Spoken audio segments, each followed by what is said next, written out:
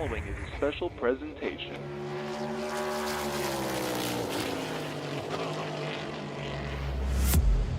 From the Captain Esports Network. This isn't just a game. This is iRacing.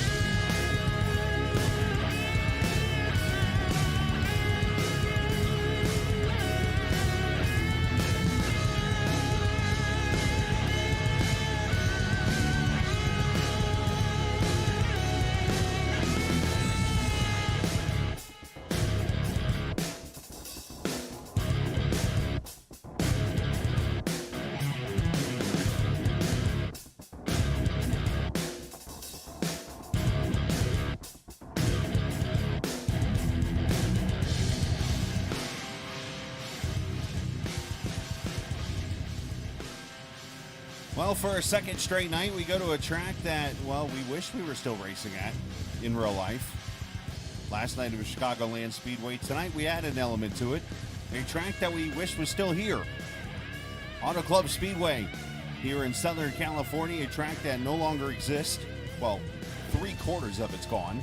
The front straightaway still sitting there dormant, wondering what in the world is going to happen in the near future. And only time will tell when that's going to happen as we get you ready for race number 14 of the Sim500 NC811.org Cup Series in Southern California. See the mountains in the background. We're about an hour or so east of LA, and we are ready to go on what going to be one of the most entertaining races of the entire 2024 season. I am the captain. We welcome you in on this Monday night. Of course, Kevin England back with us as always, as he is ready to rock and roll. Kevin, obviously last week and the last few weeks, we have seen a streak that has made its way into this series that I never thought we would ever have.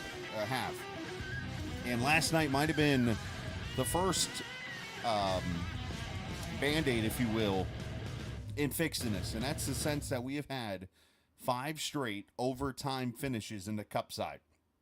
And unfortunately, we've had a little bit of yellow fever here in the last 5 weeks. Last night at Chicagoland, we didn't see a single yellow the whole entire night. Tonight, I think that chance happens again with this car on a track like Auto Club Speedway. This track is so much fun, my friend.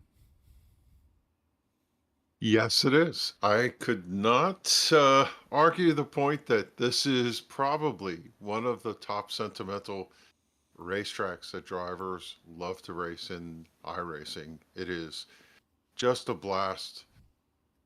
And dare I say, it can produce a really unique winner tonight. Yeah. I'm nothing against Mr. King and the just pure domination that he's been bringing every week, but this type of racetrack, everybody wants to win. It's the type of racetrack you feel like you have a shot to win. And with the draft and the physics and the dynamics, I think we're going to see an outstanding to the backstretch for the first time, 2, 3, maybe even 4 wide, and it's just going to keep going from there. It is going to be a wild race, and you will see it coming up here in just a few moments. Now, a couple things I do want to recap with you. First thing is the point standings as we come out of week 13. Of course, last week at Gateway. Tonight here, we are in Auto Club Speedway. It is a 75-point lead as Kevin King looks to win his 4th straight race coming up here tonight. 6 wins out of the 13 starts now. And remember, those 6 wins have come in that last 8 races. Oh, by the way. He's got 8 poles in 13 races. He has just walked away with this thing, pulling his own version of a Daniel Falkingham / Pedro Mojica here these last few weeks. But obviously Tyler Dalton right there with him. Mike Kelly also holding on strong in the 2-car. Chad Coleman. Richard Beasley, maybe a little bit of an underdog story there at that 10-car, running in the 5th position. But let's go down to the 20th position. Robert Friery leads Patrick Colby by 2 points. Joe Hudson's right there. Joey Jatina, Brian Wortman, Stoney Benfield. As just like the Xfinity Series on Sunday nights, Monday nights we have just as close of a battle when it comes to the playoffs. and it's only going to get tougher throughout these next few weeks, Kev.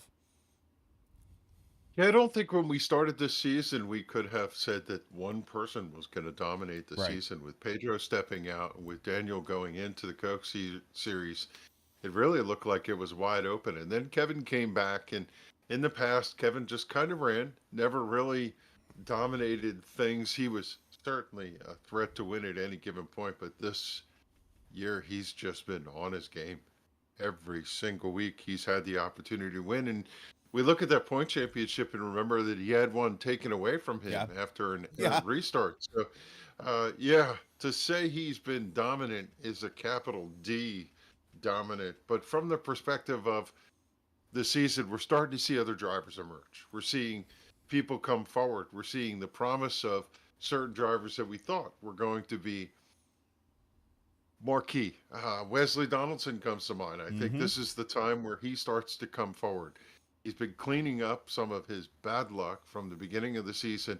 And as we get into this summer stretch that's straight ahead here, Chris, I think these drivers are going to find a little something for Kevin to keep him on his toes. And we're going to see some outstanding racing as we go into the summer months. You just hit on a fantastic point right there, Kev, when you said that um, Kevin could easily had 7 wins in 8 races in this series. That's how good he has been. As he, had that win at the Kansas Speedway taken away by passing below the white line at the restart. I shouldn't say passing, but going below the line. I should say before the restart. But as we get ready to qualify here momentarily, I go back and you mentioned Wesley Donaldson also here. Wesley 15th in the points as you see the standings still up there on the screen. I go all the way back to Homestead Miami Speedway. This was exactly 2 months ago. Wesley Donaldson was sitting all the way down in the 32nd position in points. And that just shows you what 3-4 good runs in the end can get you as Wesley has climbed up into the playoffs pretty comfortably in the 15th position. Now he's just got to put together consistent finishes and so on and so forth. And I think, you know what? I think that might be a great person to bring up here and have a quick word with while we get ready to qualify here momentarily. So let's get the driver of the 91 car coming off a fantastic run last night after what looked like might be on the struggle bus there for a little bit, but did the one stopper and got himself a top 5 finish. Wesley Donaldson obviously joining us. Wesley, so we were just kind of talking about what's happened this season, and one thing we pointed out is how you have gone from 32nd after Homestead, if not worse in points. You are now 15th going into tonight's race. What have you adjusted, if anything, that has helped you move up in the point standings? I mean, I can't say I've really adjusted much. It's just been finally had a little bit of luck go my way at times. I feel like even the races that I was struggling and not getting good finishes, I was running up Mm-hmm. front. It just things were just happening, some of which out of my control, some of which just me making mistakes like at Rockingham. But I finally the finishes started to tick off where I felt like they should be. Is that does that make it easier, I guess so to say, to get out of the slump when you know you're running well compared to like you're running 25th the whole entire time and just cannot get the finishes together? Oh yeah, because you're I mean, I knew even after the first 3 or 4 weeks that it was. I wasn't that I was necessarily doing anything wrong.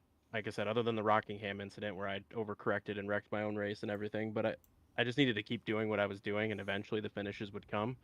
Um, and I feel like most races I've been a top 5 car, and if I've been a top 10 car, I've even snuck into the top 5 at the end Right. of it. So capitalizing when I need to capitalize, and confidence is still there.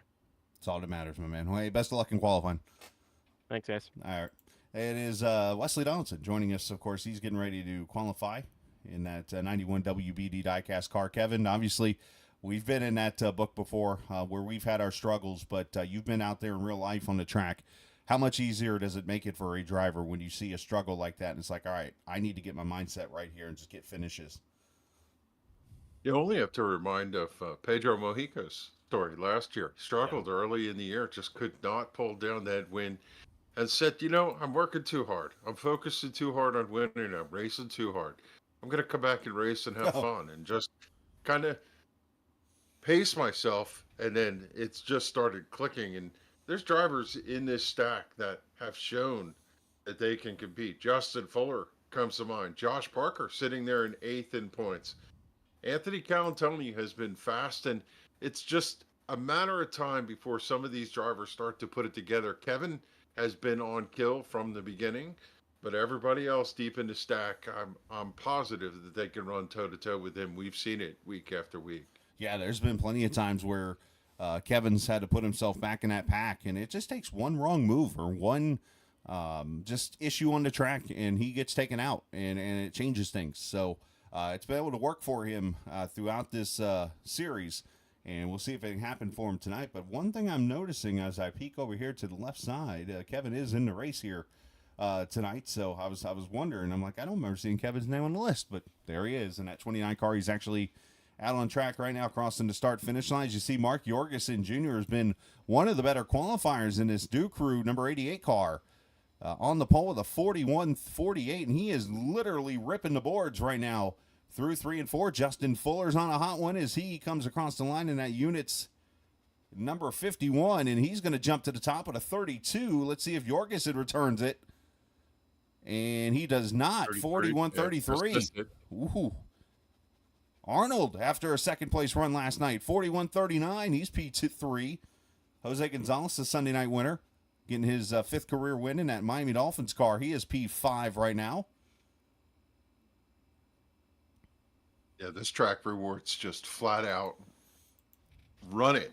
Yeah. See what you can get out of it. It'll take it. Scream it off the corner and see what you can get. And a lot of these drivers running right on the edge. Here comes the 19 of Tyler Dalton out of turn number 3, and we'll see. He could put his name in the mix as King back there with a 41.57, way off the pace, but right now through 3 and 4, right down, carving the bottom line, sweeps out of turn number 4, will come across the stripe and see if this second lap is better. He swings down to the Geico marks on the front stretch, crosses the line, and it puts Kevin King P1. Brian Macklin holds the pole for all of a second. He had a 41.19, and then King throws a 16 up there on the board. Oh, big lap there by both the 29 and the 30 car. Great laps on both of them. So let's see. That's a hole in the mail at this racetrack. No kidding. As Dalton now climbs the boards here in 3 and 4. And something tells me it's going to be probably that throwaway lap here, getting those tires up to temp as he blows by the camera there in turn 4. Let's get you some audio, by the way. Appreciate everybody joining us here this evening. As we get ready for the race here momentarily, as Tyler's 25th with a 41.8. Down through 1 and 2 on the bottom lane, which will not be the way to go eventually in this race. You're going to want to be higher up that track, almost up to about the 4th groove, and even against the boards. As here he comes down that back straightaway, going to hit these bumps right here that are pretty big time. Down to 3 and 4, right down on this white line to 15 degrees of banking of this Auto Club Speedway. He's in the green right now. I don't see purple. And he's literally sticking it to the mono like a restrictor plate lap. And across the line he goes, and Tyler Dalton logs in 13th. 41.44. Missed something somewhere out there. You know what, though? This car is driving a lot like it did last night. Tyler Dalton qualified 9th and had a chance to win that race at the end last night. So there might be something to that qualifying lap right there. Is Kevin King going to win his 9th pole of the season? Presented by 811. Know what's below and call before you dig. And a big congratulations to the 29 car of Kevin King. Let's go trackside for the playing of our national anthem.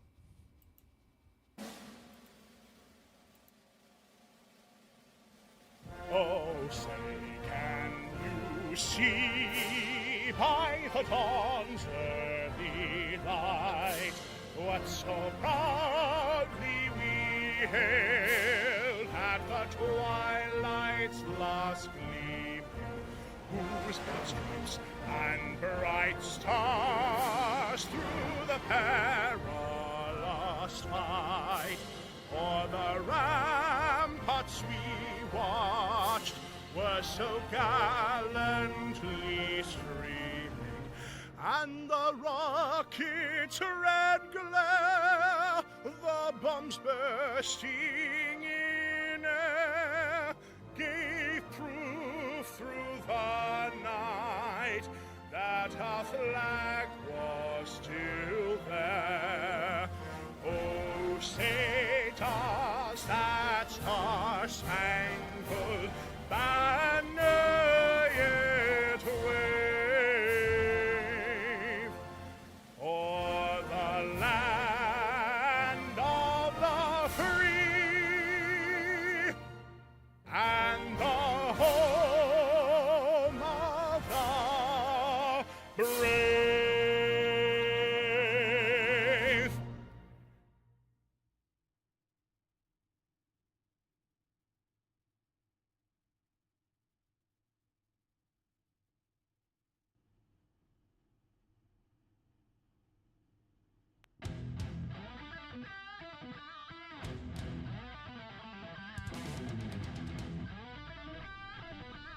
All right, you see the grid is there.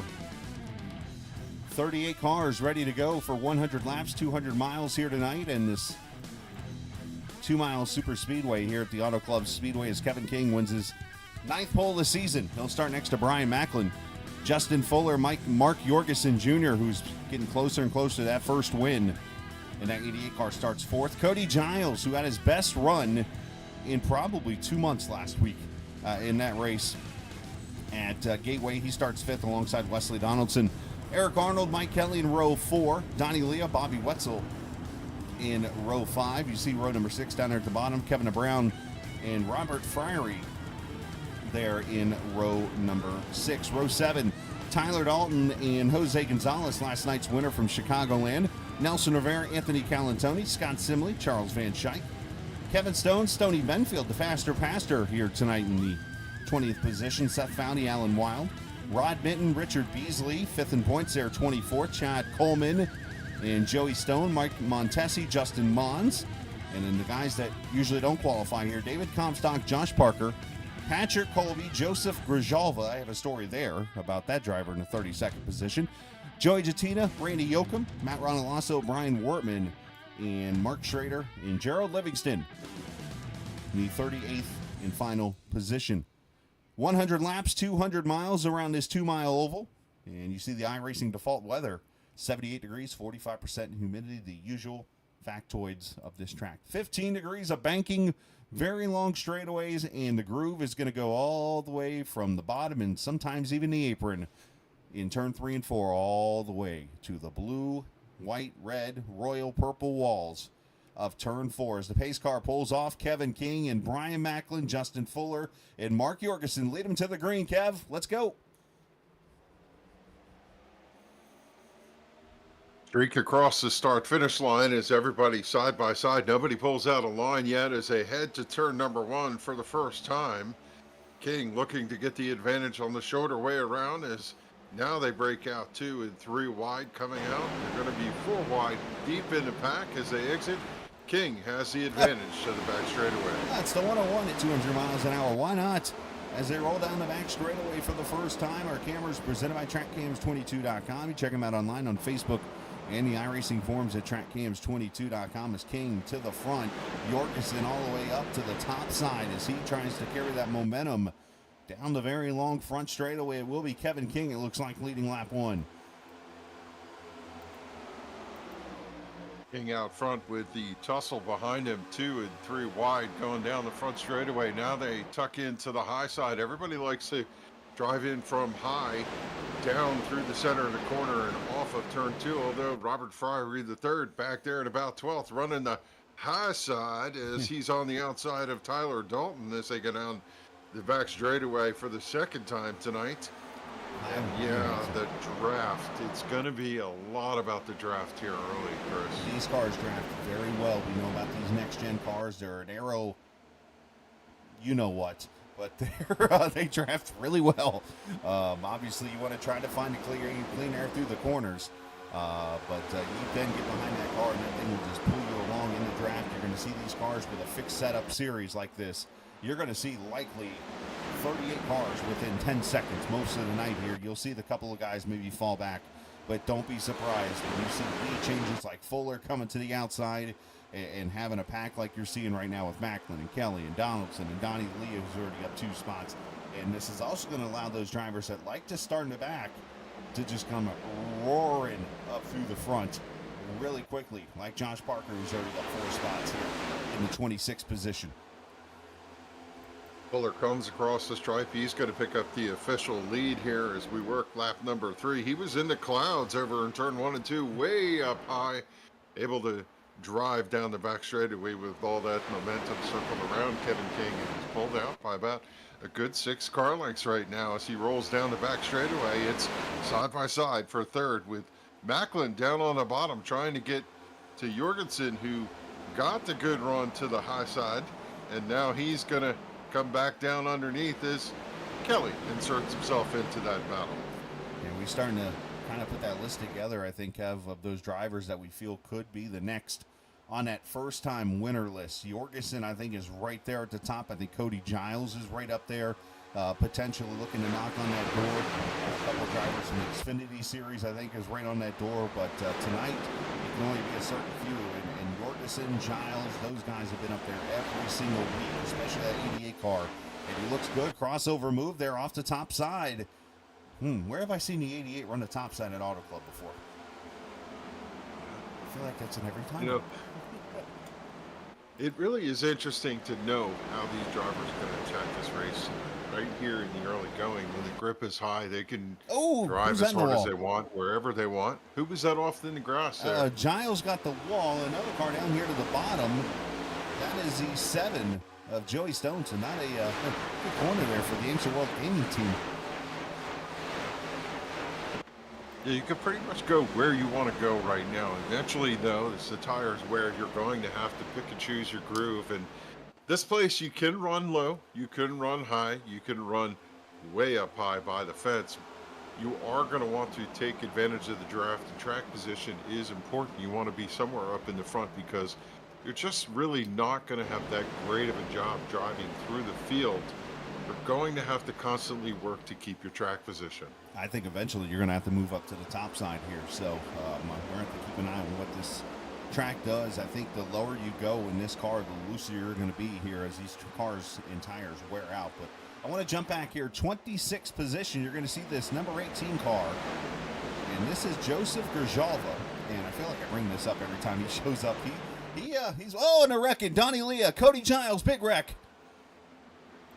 Yeah, multiple cars scrambling down Tyler on the back Dalton straightaway as Tyler Dalton involved. Second place in points, the 7 of Stone cutting through the grass over there at 3 and 4, trying to get back to the racetrack as yellow on the speedway for the first time here tonight in California. Yeah, I looked up and as I was about to talk about Mr. Gerjalva, and I saw the back end of the Mobile 1 car going backwards, and I'm like, uh-oh, not the way this is supposed to go here, and caution out for the first time. As Donnie Leah, the I guess part-time modified driver. I don't know what he's properly doing now these days, but no, he races the mods when he gets an opportunity to. And unfortunately tonight, he's the first caution here. Let's see. You see Jorgensen up there on the top side, Giles there in the middle. And some contact between Giles and the 88, it looks like, sends Donnie wrong place, wrong time. Stoney Benfield gets tangled. Bobby Wetzel. This is going to take 5 or 6 cars out. Yeah, they were just tight together coming off the corner. Giles on the inside. He knew he had someone to the left, probably given a little bit of room, and lost the nose. Just drifted up, tapped the 88. When he came left, that's when the melee ensued. All right, so when we talk broadcaster jinx, I know we joke around about this. I don't think the 2 drivers who I mentioned could be first-time winners are taking each other out in the first wreck tonight. That was not what that was supposed to mean. Yeah, you saw the 9 of Bobby Wetzel involved there. He just can't catch a break sometimes when this stuff happens. For whatever reason, he always seems to be right in the mix. He's 13th in points, having a good season. He doesn't need this. Let's get on board. Here we go. This is Donnie Leah here. He's going to click right there. Just wanted to go to Giles. Here we go. And I want to see his wheel here as he's obviously running right between the seams, which is the right way to do this. Shifts up to 5th gear coming out of the corner there. And you know what? This looks like one of those deals where, again, you wonder if Cody maybe just kind of lost track of who was around him and just tried to follow the 91's draft. And forgot, hey, there's a car to my outside. It's like the wreck you see a lot in iRacing from drivers. Yeah, it's just hard to say. As the 88 actually drove out of that. Yeah, he I did. don't know that he went to pit road, but I think he's going to draw off at this time and get his service. You know, I, you're coming off the corner there. You're trying to keep in the throttle. You're probably looking in the rearview mirror to make sure somebody's not going to run you over. Right. And you're trying to hit that sweet spot between the car on the outside and the car you know is to your left. And sometimes you just misjudge it. I don't. It did look like his car pushed up, and I think you're right. One of the things we'll talk about is you see the seams in this racetrack. They play a role, Big time. and it's bumpy coming off the corner over there too, which also helps get the car a little unsettled. So you really probably only have to go to the mind of the driver to actually figure out what happened over there. Yeah, tough break for those guys involved. But let's recap real quickly here. It looks like 18th on down pitted here. Mostly for fuel only. Richard Beasley, I think, might have taken tires. He was a 15-second stop. Jorgensen got some damage fixed on his car, and a lot of damage getting fixed. And it looks like Cody Giles is behind the wall right now in the 5 car. Tyler Dalton is a couple laps down now. He's back on track. So is Eric Arnold off a second-place finish last night in Chicagoland. He's a lap down now. So is Tony Benfield. Actually, correction, they are actually getting out of the pits and staying on the lead lap. So is Donnie Leand, and Brian Wortman's doing Brian Wortman things, it looks like. So, all right, real quickly, back to the story on Mr. Grzelva. So, 13 years ago, this young cat named the Captain jumps on iRacing and, you know, gets into the broadcast booth a little bit and doing some fun while he's out there racing. And here sits this 17-year-old kid named Joseph Grzelva out there racing in this league of ours. And, yeah, he got himself in a little bit of trouble, got himself kind of kicked out of that league or whatever. And then I come back from, with, the COVID issues in 2020, 2021. And all of a sudden, I get a message in Discord from a guy named Joseph Grzelva, who's like, hey, I see you streaming. What leagues you doing? Da-da-da. And turns out he's actually a part of the military out in El Paso. So good for him and what he is doing. But it's good to see him out here on the track again tonight as he is putting himself against the big boys of Sim500. So another feeling of being old just happened right there. As Justin Fuller goes back to green with the lead here. I know He picked the high side here on the restart, which is typically the dominant line as he's driven down the banking, covering Macklin, who's come to second. Mike Kelly, good charge on the high side to the Kevin King door, going down the back straightaway, and the top line really draws a draft. Draft King, did it? I see what you You did there. could see these cars porpoising through the bumps down the back straightaway. Hey, let me plant this in your mind. Of course, this track does have the tendency to have that green flag run, and we just had that quick caution. Of course, I was about to mention Joe's dad watching, of course, from El Paso there. So appreciate Papa Joe there watching. That caution coming out right there on lap 10. You can go about 40, maybe 45 laps on a tank of fuel. You split 45, that's 90. I'm just saying, this Puts could us become right a in the mark, one-stop race for a lot of these guys, especially those who just came to pit road. So last night, Jose Gonzalez winning that race on one stop at Chicagoland. Can somebody do it at Auto Club tonight? Only one way to find out. We need this race to stay green for that to happen, by the way, too. Right now, this is where everybody saw that first caution. They know they still need the track position. They were going to run hard. But they also are probably going to be a little conservative. Shake those cobwebs out. They got the first run in. It's 12. Oh, my gosh. The irony of this one. Simley and Just Grzelva bounced coming off together. the side. These two were in that league I talked about, in the same racing I was in like 13 years ago. Oh, good grief. I'm losing hair as this happens. Ironically, the 18 has a 12 on his back bumper. I just noticed. Oh, he's going to get the wall of us. Here comes He Parker is so behind him. loose up off the corner, hanging that car out. He's got Hang 10 hanging out the window over there with the little horns. Hey, I'll just say this. Like I said, he's part of what he's doing over there in El Paso and any military person right now. We appreciate what they do. So good for you, Joe, and good for the family. So, Alan Tony trying to make that low line work back there in the 6th position. He's dropping back a little bit as Kevin DeBrown slips by. He gets tagged for the from lead. behind. Big hit. Sorry to interrupt you, but Mike Kelly's dropped it down to Santa Monica to take the lead here potentially, and Fuller scrapes the wall off 4. That should allow Kelly to take the lead. There's more contact back there as everybody's doing the weave. Looks like the Indy 500 back here. We're at lap 15 and Josh Parker's inside the top 10. Not surprising at all. And he pitted there under that caution too. Fuel only, it looks like. So you wonder... 30th, running 9th. Yeah. You wonder if the trick there for him is Fuller drops back to the bottom for the lead. You wonder if the trick there, and I've been told this sometimes works, he put the fuel in the car, loosens it back up.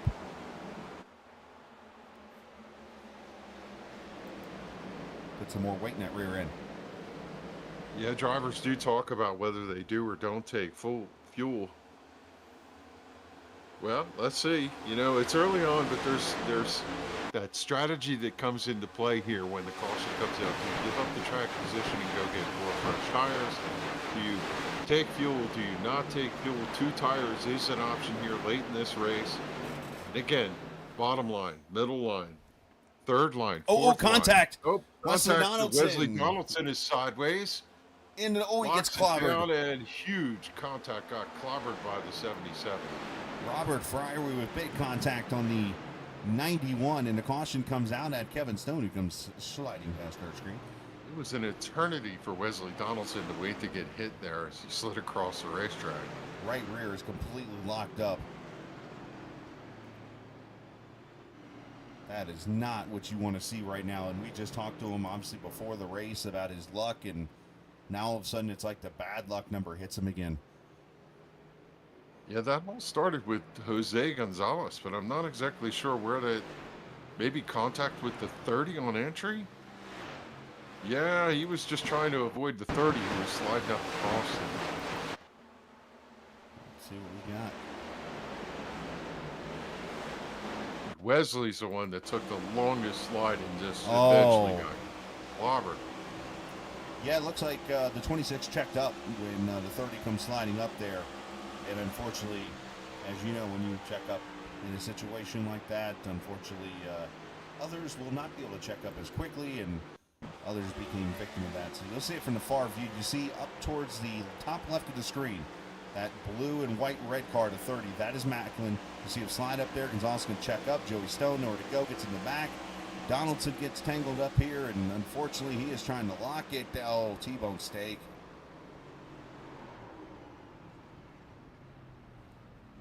That's that just dreading feeling as you're sliding up there and you look out the right side, you know cars are coming. As wholesale changes on pit road right now, just about 3/4 of the field going to pit road for service. It's so like hard to get that car to turn back. I mean, you almost want to just, I mean, he's trying to lock it down, which is the right thing to do, but it's almost like you want to go against your will here and say, you know what, I should goose it and turn left and see if it cuts back the other way.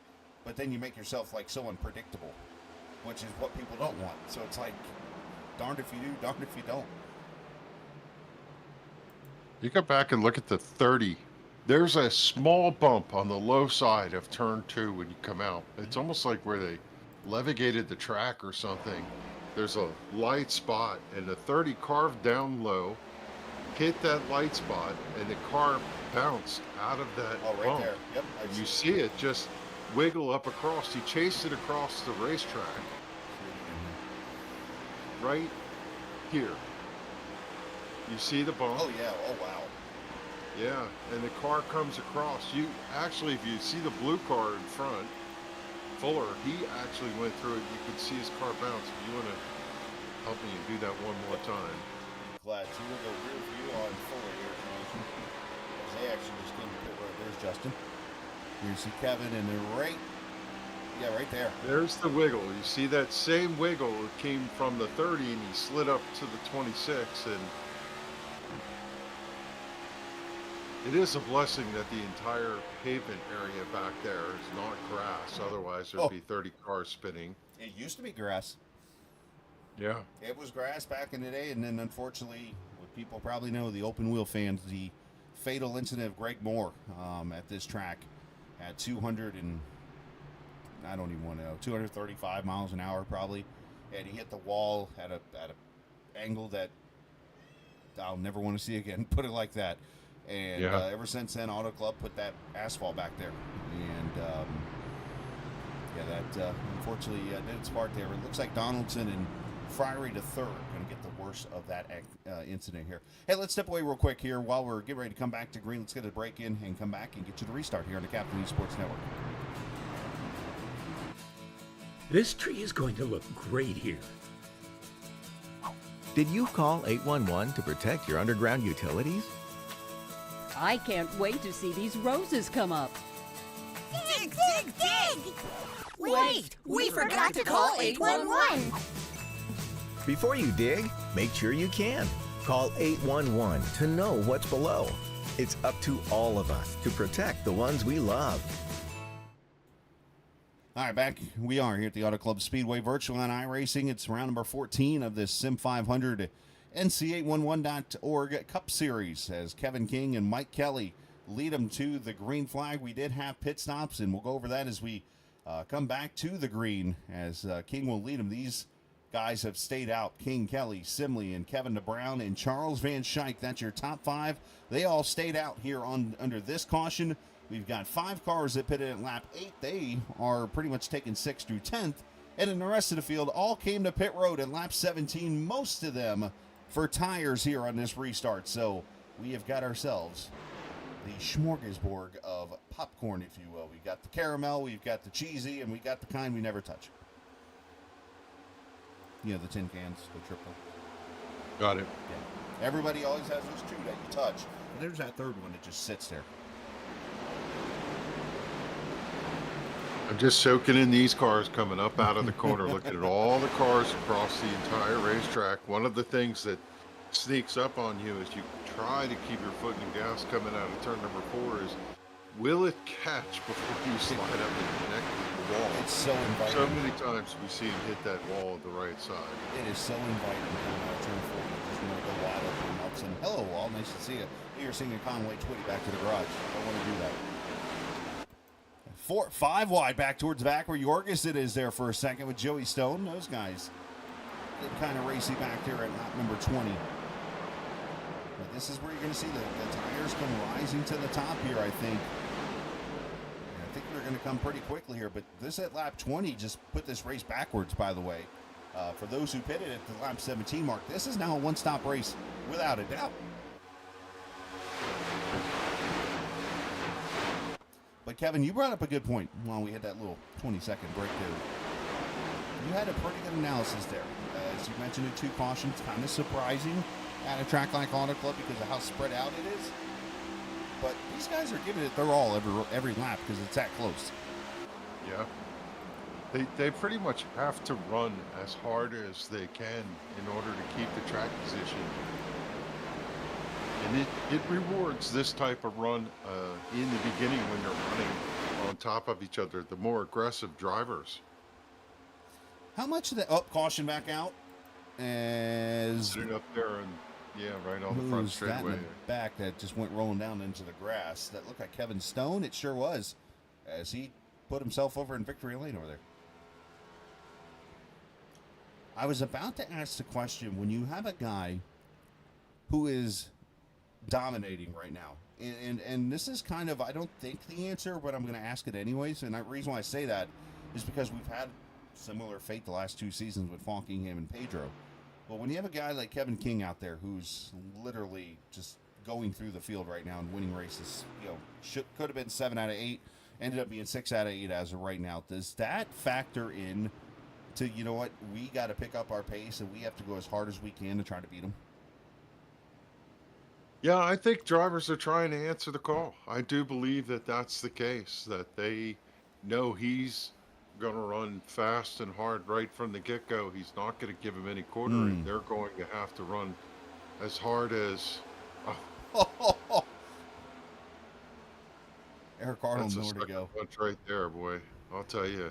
Stone, and we just talked about how inviting of that corner where it's coming out of turn 4, and Stone took it and unfortunately got in a little bit of the left rear of Matt Rodolasso, and then Mike Montesi was like, we're going to finish this one off. Gets in the tail of him, and then Eric Arnold, nowhere to go. we watch here again. But as you were saying, Kev. Yeah, I'm just saying, they know that they have no quarter to Right. ride around. A lot of times in the old-fashioned way, you would just kind of pace yourself, race gentlemanly, and then towards the end, you'd make sure that you got yourself in a position to be there and contest for it. But if you do that today, you'll find yourself in 20th with this group as fast as they are, and here they all come back to pit road. So I think they might have been, Chris, right at the edge. Yeah. Of the pit strategy, and now everybody's going to come in and top off to make sure they're on the right side of how they're going to run the rest of this race tactically. A lot of cars coming down pit road here. We do got a few staying out here and going to try to save, but I think you're going to see a lot of fuel only from these cars that do not stay out. And that's just to maybe grab some track position right here, which I think would be a smart move to do. Let's see. As you see who has stayed out up there at the top of the board already. Jose Gonzalez on that list, but it looks like Calantoni's going to be the first off pit road. Van Schaik. See Kevin King's taking tires. There's Jorgensen. And this is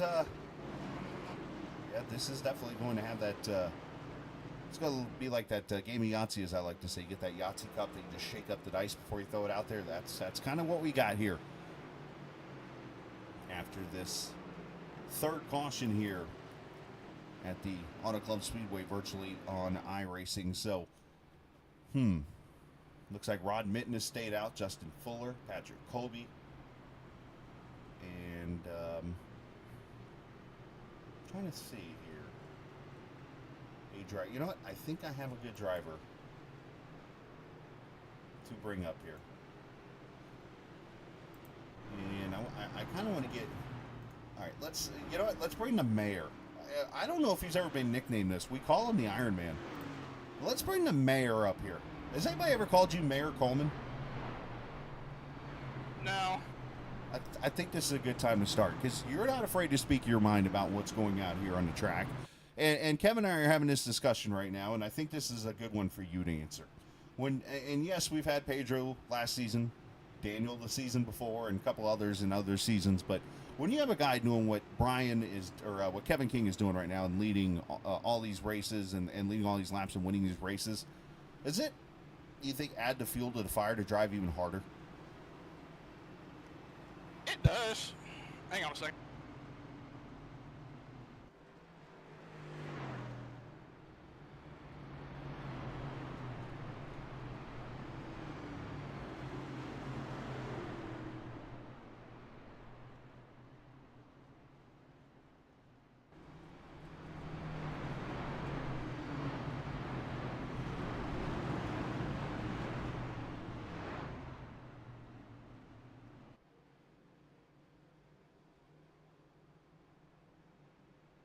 Must be talking to the crew chief there, Chris.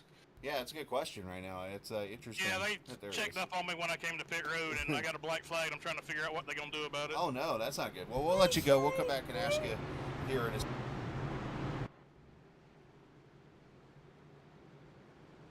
Yeah, we could have distracted him, and that certainly is not going to be a fair play that he needs to get sorted out on. Getting him back to that channel. Yeah, that definitely didn't work out. But anyways, Rod Mitten is your leader right now in this 92, the Beast car here in lap number 27. Justin Fuller, Seth Foundy, Patrick Colby, and Brian, Joseph Grijalva, your top five right now. Brian Macklin there in sixth. Justin Mons in seventh. Bobby Wetzel in eighth. And hopefully to get that whole deal worked out with the 38. Not sure. I guess he said passing in the yellow cup. Yeah, possibly he was talking with us and not paying attention to the game, to the sim commands,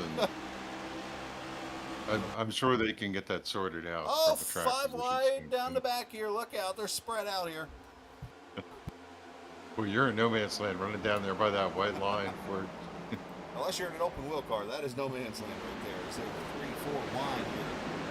Kevin King in that battle there. You also have Jorgensen also here with Montesi.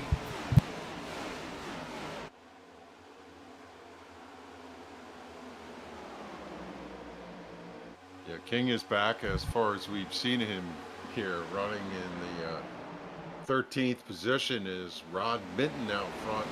Once you get out front here, you tend to have the ability, Chris, to run the lap that you want. and stay out front. You got clean air on the nose of the car as Fuller sweeps around and gets to that clean air position.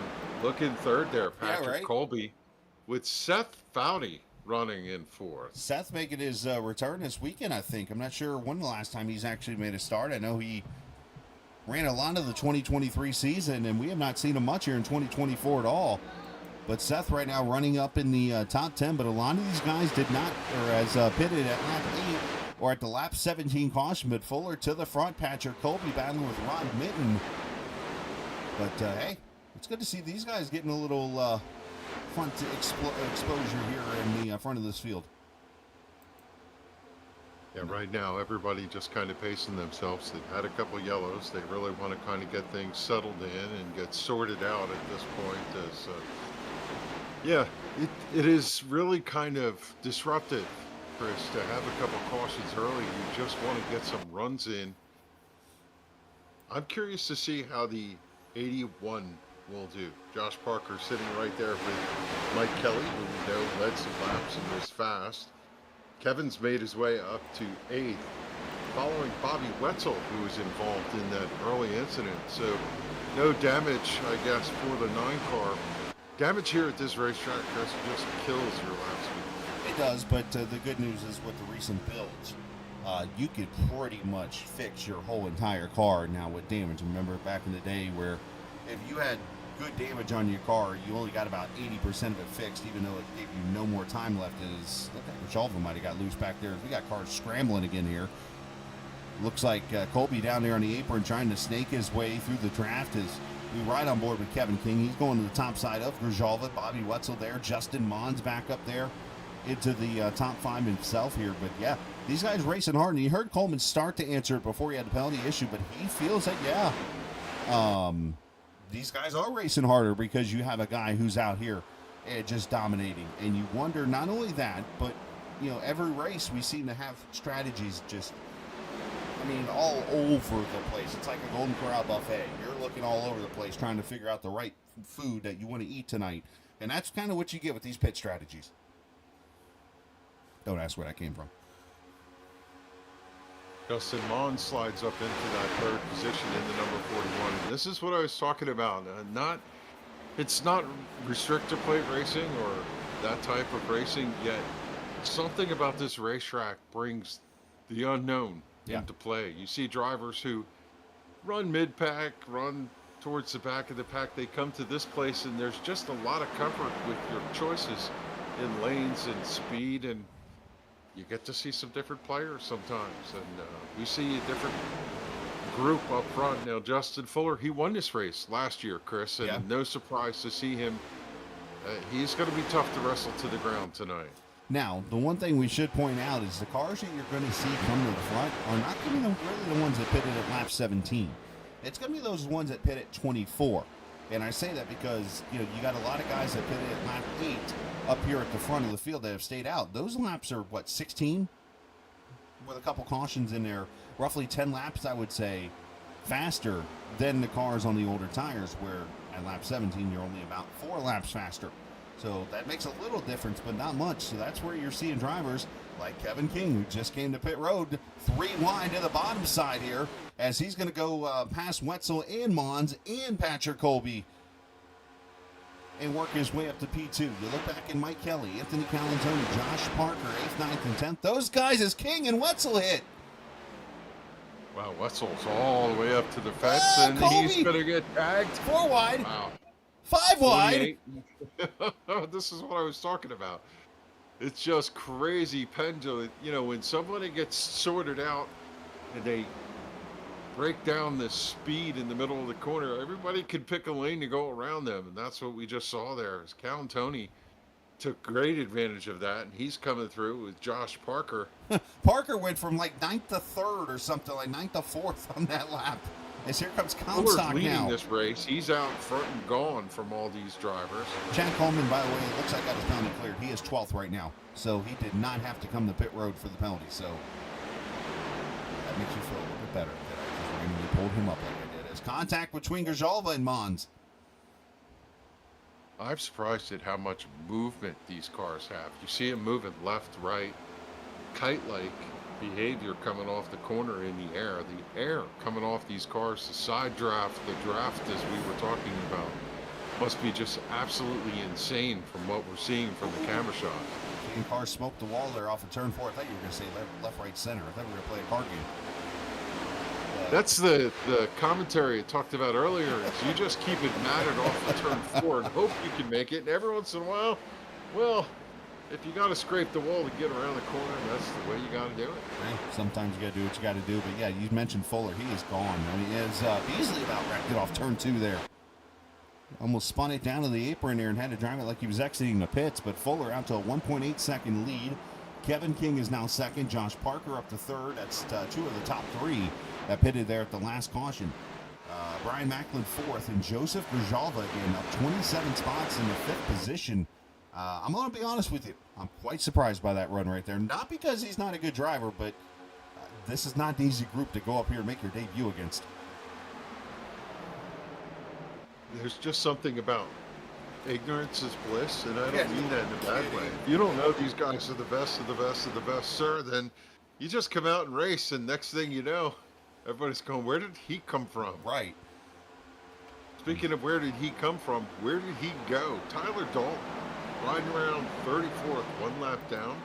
Tony Benfield is 1 lap down out in front of him, the 2 of them running down the back straightaway, begging for a caution, but Dalton's car just not fast enough at this point to be competitive. And second in points coming in here, this is not the type of event that he wanted to see, because I would imagine he thought he had a good hand tonight coming into tonight's race. Well, those cars were both involved in the accident there on lap 17 back straightaway there with the 91 of Wesley Donaldson. So that's where those guys are a lap down right now, just looking to maybe get a lucky dog, get that car fixed. But you still got plenty of laps. I mean, we're not even, 4/10 to 2/5, whatever you want to call it fraction-wise, but we're just getting to the 4/10 mark of this race.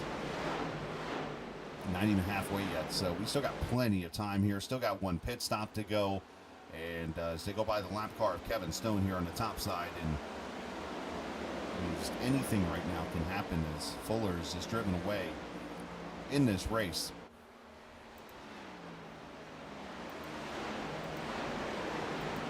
Right now, everybody is now trying to settle in, right? We've been only about 6 to 8 laps of green flag racing, and you switch to racing the car out your windshield and out the mirror. Drivers look as they come off the corner as to where the car is. A lot of them are trying to get high on the front straightaway.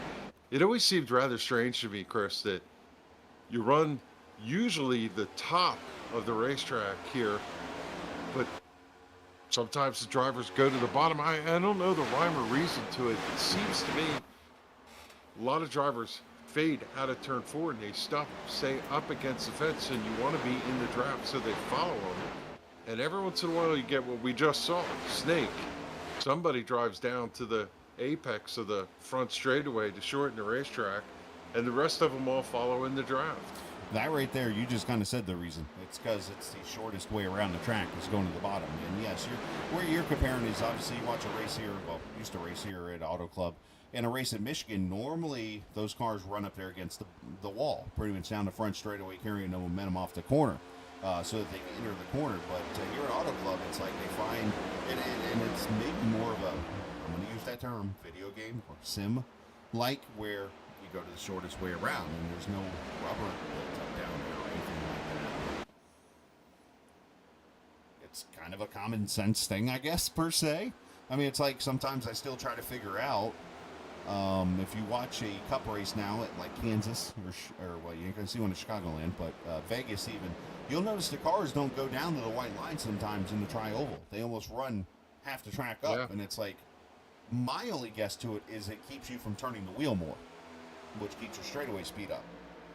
That's my guess. But I haven't figured it out yet. It's like, it's the shortest way around. Why not go down there? But on that lap, they were up against the fence all the way down the front, quote-unquote, straightaway. So this is what I'm saying is they usually you follow the car in front of you, because you know if you pull out of the draft and get all the air on the nose, it's like putting the parachute out. Right. Leave them guessing, I guess. So the one dynamic we need to discuss that we've not talked about is the draft coming down the back straightaway. You're bouncing through the bumps, especially through the second half of that back straightaway, but you get such a draft that you can't help but want to tuck low in the corner. And then the same thing coming off turn 4, you can carry that momentum all the way down to the front straightaway. We just saw Donnie Leah execute the pass, and the number 20 mobile car went high out of turn 4 after carrying the draft, swung down out of turn 4 to the apex of the front straightaway, executed the pass, and then found a slot in line to come back in, much the way Beasley is doing right now. You just, when you have that draft, you're not sure whether or not you should take advantage of it. And most of the time, you just can't help yourself. You're going to pull down, and you're going to try to execute the pass and hope you can get back up in and claim the position. As Mike Kelly battles with Josh Parker here for the third position. Some interesting stats, by the way, about this race here tonight at Auto Club Speedway. Outside of Daytona and Talladega, Auto Club Speedway has hosted the third most races in series history of non-super speedway races in Sim500. Can you name the two that have hit the top? I'll give you a hint. They're both mile-and-a-half tracks. I'm going to say Iowa for one of them because they just seem to love Iowa. They're both mile-and-a-half tracks. There's your hint. Well, Charlotte.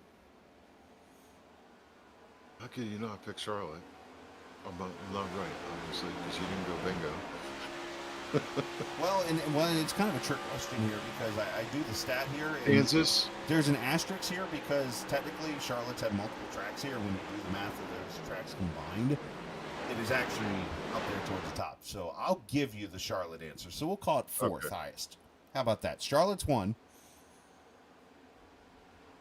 Everybody loves Chicagoland and everybody loves Kansas. It is not those two. It is Las Vegas and Homestead. Huh, very interesting. Yep. I wouldn't have picked Homestead. And Las Vegas I'll put right up there with the other two, but I would put it third. And I think part of that is having to do with the Midnight Thunder series.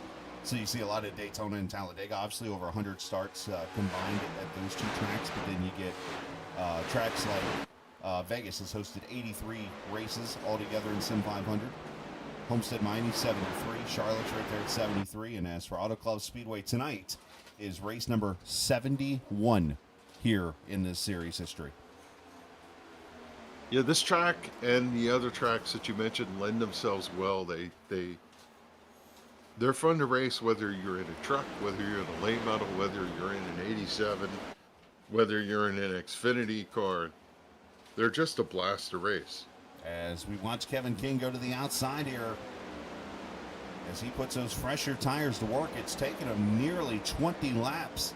But he has caught Fuller, and to the outside he goes for the lead through 1 and 2. As we are just shy of the halfway point here, and King is going to clear him on the top side here, so move the 29 to the top.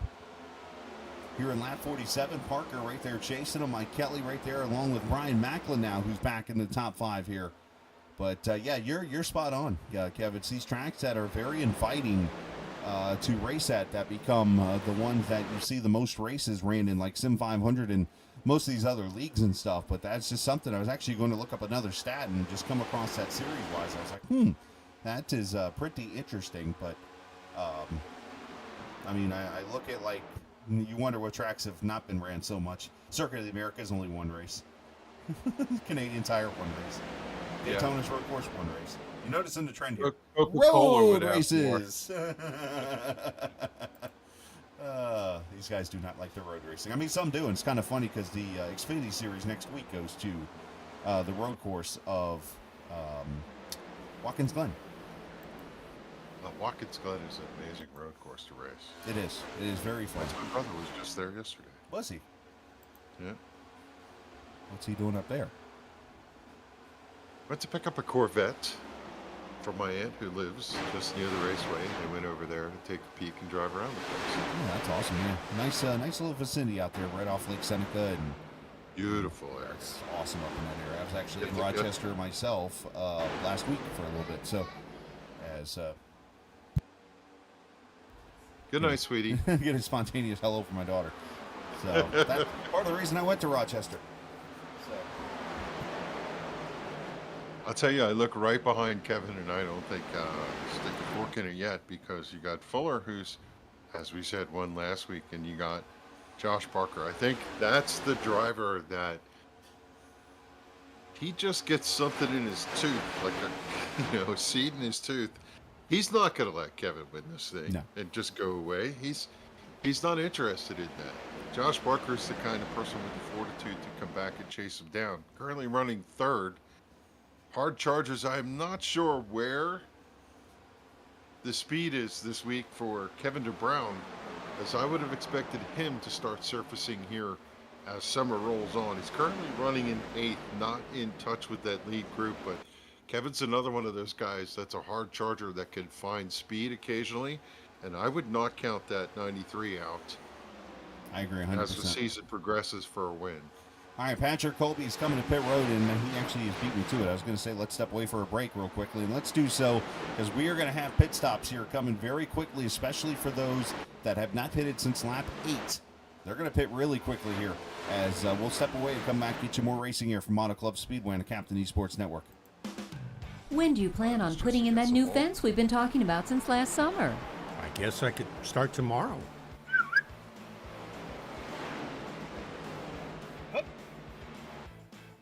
Protect the ones you love and protect your buried utilities by contacting 811 before you dig, either by phone, the web, or the NC811 app. Know what's below. Before you dig, visit nc811.org to learn more.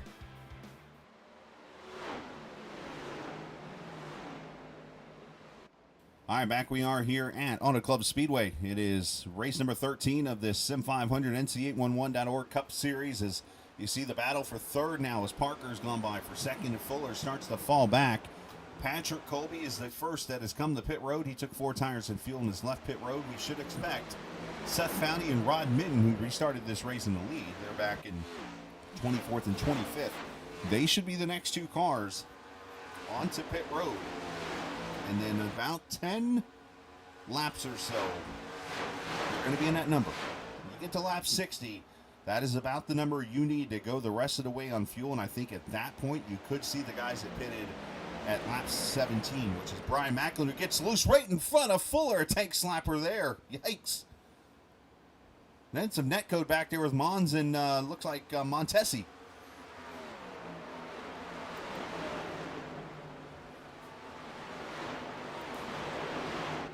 Behind Kevin King, just short of a second behind him, you could probably just pick up a little bit of the draft.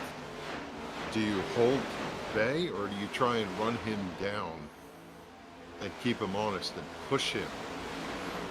Parker is holding Bay right now at just under a second, and we'll have to watch over these next couple laps to see what strategy he pulls to bear. As King drove through the field, took a couple risky moves, not risky on his part, but he did have to put himself 2, 3, 4 wide at some part there, Chris, in order to break through. But I think he knew it was important to break through and outdrive these guys so he could have the courtesy of having a second lead. Otherwise, he would have had these guys run on top of him. Couple cars right here. I want to say big, good jobs here so far, too. And I've mentioned it in Grijalva again tonight here. Top 5.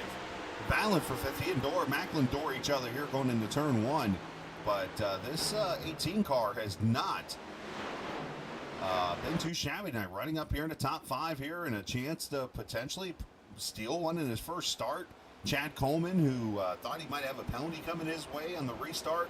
He is up here in P7 right now. So you're definitely seeing some of these guys rise to the top here and put themselves in a chance to win. And yeah, King's starting to pull away, and Parker's trying to hold on, and Fuller's right there, and Kelly's right there. But I think, man, this is a tough call to make. It's like you're almost tempted to say, you know what, you short pit and try to pull King to pit road. But I don't know if it's going to make a difference or not. I think you just have to go and run this thing as far as you can and hope you can pull a strategy move and get up there and battle Kevin for the win here. But it's a tough box because I think here in the next 3 or 4 laps, you're going to be within the window here. As I see Jose Gonzalez and Mark Jorgensen come to pit road. and probably for the final time right here in the 30th and 31st positions. Yeah, Fuller against the wall over turn 2 last time around. Car slid up. He got sideways, just brushed it with the right rear. And I have to wonder, thinking about Josh Parker, if I'm him, I thought maybe he would back up to Fuller so that they could run nose to tail, not side to side. He is absolutely sideways. The advantage is going to go to Mike Kelly from 4th. He might actually get both of them as they were tussling, but you know, you would think that they might consider working together nose to tail, using the draft to drive themselves up. Instead, they got elbows up over there. Did Parker hurt his tires, you wonder? He's going to come to pit road here. I think Parker might have hurt his tires at the end there and burned them up, and that allowed Fuller to get to his outside and then to contact. And now Parker's coming to pit road here with 42 laps to go. 42 laps to go, sorry. That was a big slide over in turn 2 for the 81. The Fritos were in the dip. Nice. Now that puts Mike Kelly on the chase, but he's now 2.5 seconds back from Kevin King. So he's got his work cut out with him. But, you know, could he and Justin Fuller? So here's the play we'd like to see from these guys running in the draft as the 81 tries to find service down there. If they run nose to tail and then split on the entry to corner, allow air on the front of the car, they'll carve through the corner, come back together with the car on the outside, getting the advantage. And the two of them in a tandem kind of style, if they want to work together, could potentially run King down as a strategy as they circle around and put the 81 of Josh Parker a lap down. That is a similar strategy I've seen run in Michigan in like the trucks or even in the Xfinity car, where you'll see cars do that. You'll run like separate lanes through the corner and then draft together. And I've seen it work very efficiently. And you wonder if that's something you really can't do in these tires, but I like the mindset of what you're thinking here. Frenemies. Yes, frenemies. Right? I mean, competition, whatever you want to use there. You're 2.9 seconds Oh, back no! and losing. Oh, there we go. Josh Parker sideways. And Fuller came together with him again. They hit each other. I don't know that that's going to draw a caution, which is going to rub salt in the wound. What in the 50 world minutes is going on sideways, here? Right rear tires. Watch for something probably here. heated up. These two are like, I think Fuller played cooler heads here. I mean, Parker comes out with fresh tires and they hip checked each other again. It's like, wait a minute here. Fuller not a fan of this car. He's made that quite clear. You might not be a fan of Josh Parker right now either. He's really fast getting on pit road. I can't imagine he made pit road speed that time. Interesting to see here with Fuller. Yeah, he's going 80 mile an hour down pit road right now, so yeah, pretty sure. Yeah, last year's winner. I mean, he must have some damage to fix too. Maybe he's got a broken toe link. Let's get ourselves a little argy-bargy here between these two. Let's go back. Just a couple laps ago, you see as Justin Mons has also jumped to pit road, so he's going to be out of the race. But let's go back to just before Josh Parker came to pit road here, because he and Josh entering pit road there. Just give me a second here on the old replays. This is where it always gives me a little bit of hard time. Fuller is clearly damaged down there. The crew is working on the car. They did not release if he changed 4 tires and fuel. So right here, they're going to, as a matter of fact, they've already touched right there. So let's go back a little bit further on this. Let's do this and then go find. Right there. There's the contact between Fuller and Parker. Right before Parker comes to pit road. You see Fuller goes to the outside here, gets right on the door of the 81. 81 slides up, maybe some net code there even. And those two hit each other. And Parker comes to pit road. And then all Could of have just taken the air off the car, got it loose, and he chased it up the racetrack. Maybe, yeah. And then all of a sudden they come back out here together, and here they come racing each other. You see Parker coming with the fresher tires down the front straightaway, and oh, it's you. It was one of those moments. Right here, he just comes all the way up the track. I mean, Not one that's going to say somebody did something on purpose, like out in the air like that. But, I mean, when you come up from the bottom of the track, he's on the apron here. And all the way back up. Poor Joseph Grijalva, welcome to the league.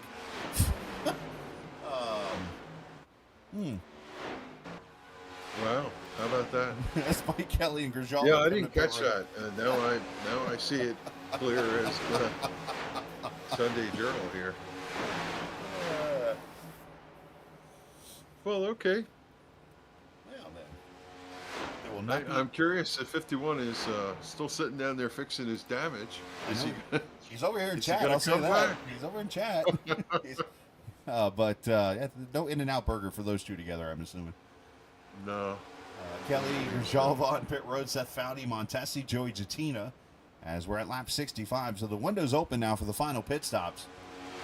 So again, if you're going to do something different than the leader, here's the time to do it, because it looks like King is going to stay out there until he runs himself out of fuel, which is going to be in about 2 or 3 laps. He should be coming in here. So, and one of Josh Parker circles around Kevin King, so he's still got speed in the car. That's going to put Parker back on the lead lap here as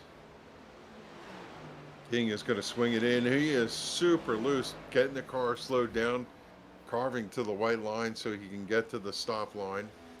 He's carrying the right amount of speed, so I don't think he sped from what I can tell. And the RevGrips.com, number 29 Camaro coming to pit road. Yeah, I've got him right, at least on my telemetry, at about 58 miles an hour right now. As Wetzel and Calantoni come into the pits right now, 60, the speed limit here at Auto Club. And it's a lead over to 30 of Brian Macklin. And a lead for the first time here tonight. 4 tires and fuel for the 29, who's looking to win his 5th straight race tonight.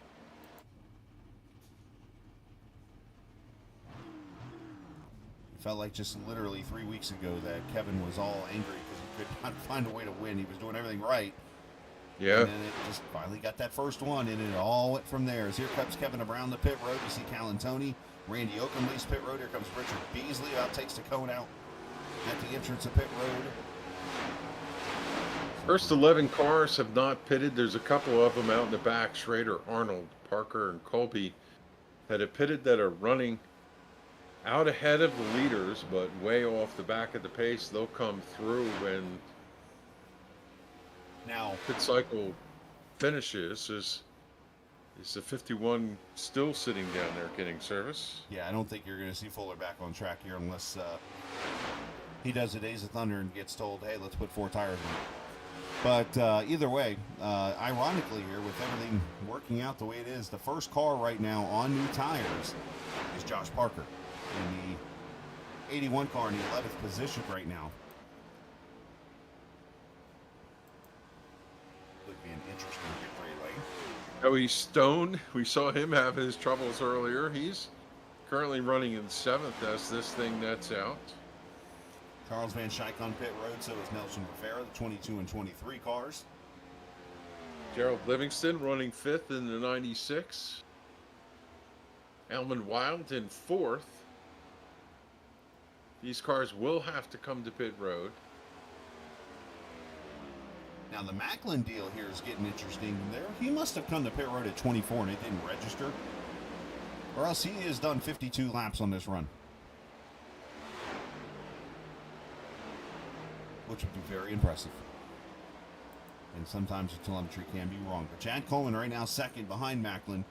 Alan Wild is 3rd. Gerald Livingston is 4th. And then Joey Stone, your top 5, as Simley and Schrader have come to pit road in the 12 and 35 respectively. Yeah, Chad Coleman is one of those that are on that 45 lap pit run, and he's sitting there not too far behind our leader. So this is going to play out well for him. I don't know if he wants to see a caution or how that works. As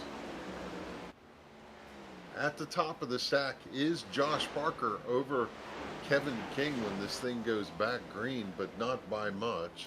Yeah, the old NFL is about to happen here, not for long, as King drops at the bottom. He's going to pass Parker right now here at lap 70. So I'm sure Parker's going to start throwing bags of chips out the window trying to get a caution. Yeah, for Parker, in order to stay in contact with the 29, he has speed for the short run. He ideally would like to see a caution right now. As here comes Macklin. Maybe some of these cars running long would get him one. So Macklin, Coleman, and Livingston all coming to pit road right now, lap 7. You see the map, you see where the leaders are going down the back straightaway into turn 3. That's going to be the leaders, I should say. Alan Wild has stayed out. So is Joey Stone, and those are the 2 cars left. Red Bill car of Schrader just finished his service. He's down and away, coming out the apron over in turn 2. Schrader's had, unfortunately, a little bit of a struggle. But he's just out there trying to log laps and learn. Doing the best that he can out there as Macklin pulls away, Coleman pulls away. So leader is now this number 15, this Caterpillar throwback of Alan Wild.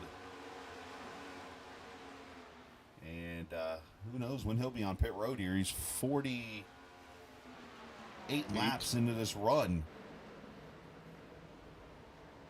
And these guys running a lot longer than I thought they would on the tank of fuel.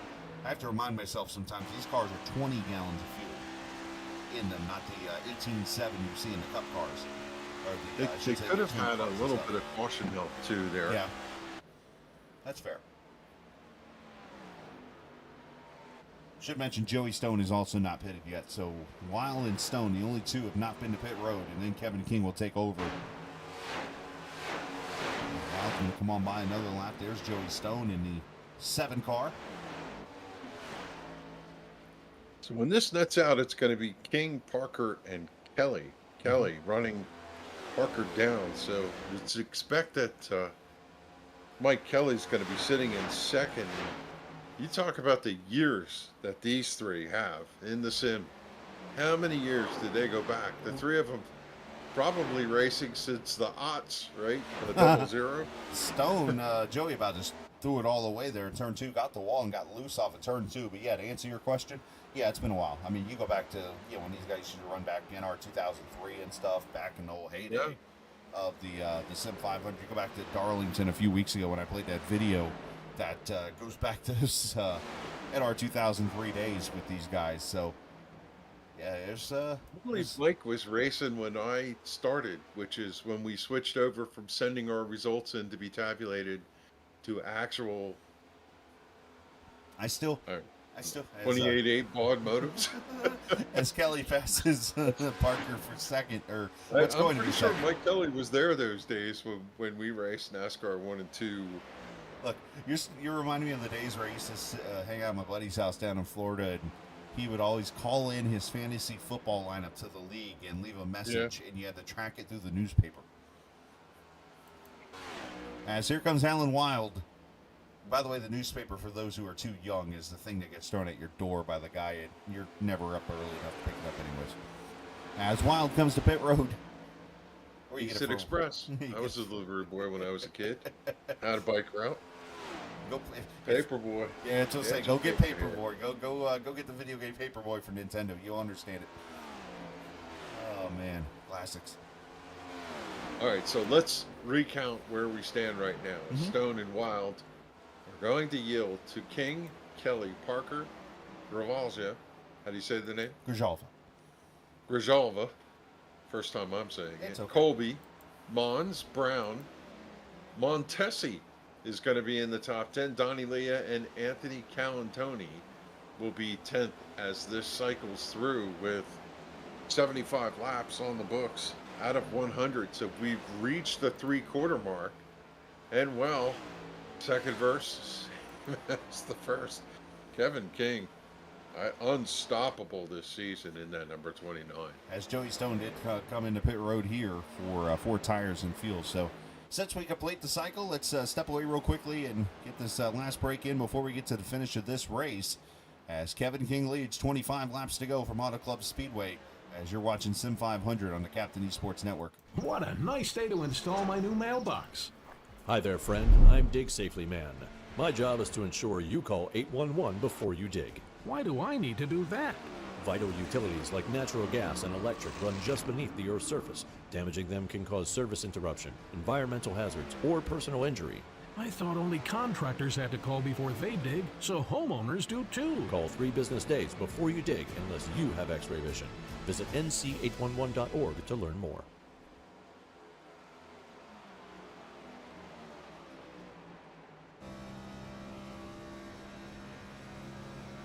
"24 laps to go here from the Auto Club Speedway virtually on iRacing. Appreciate all the viewers hanging out here tonight on this Monday evening as Sim500 and the nc811.org Cup Series racing here from California. As Kevin King leads it, as we ride on board, looking over at him in this number 29 car as he looks to make it 5 wins in a row in 7 of the last 9.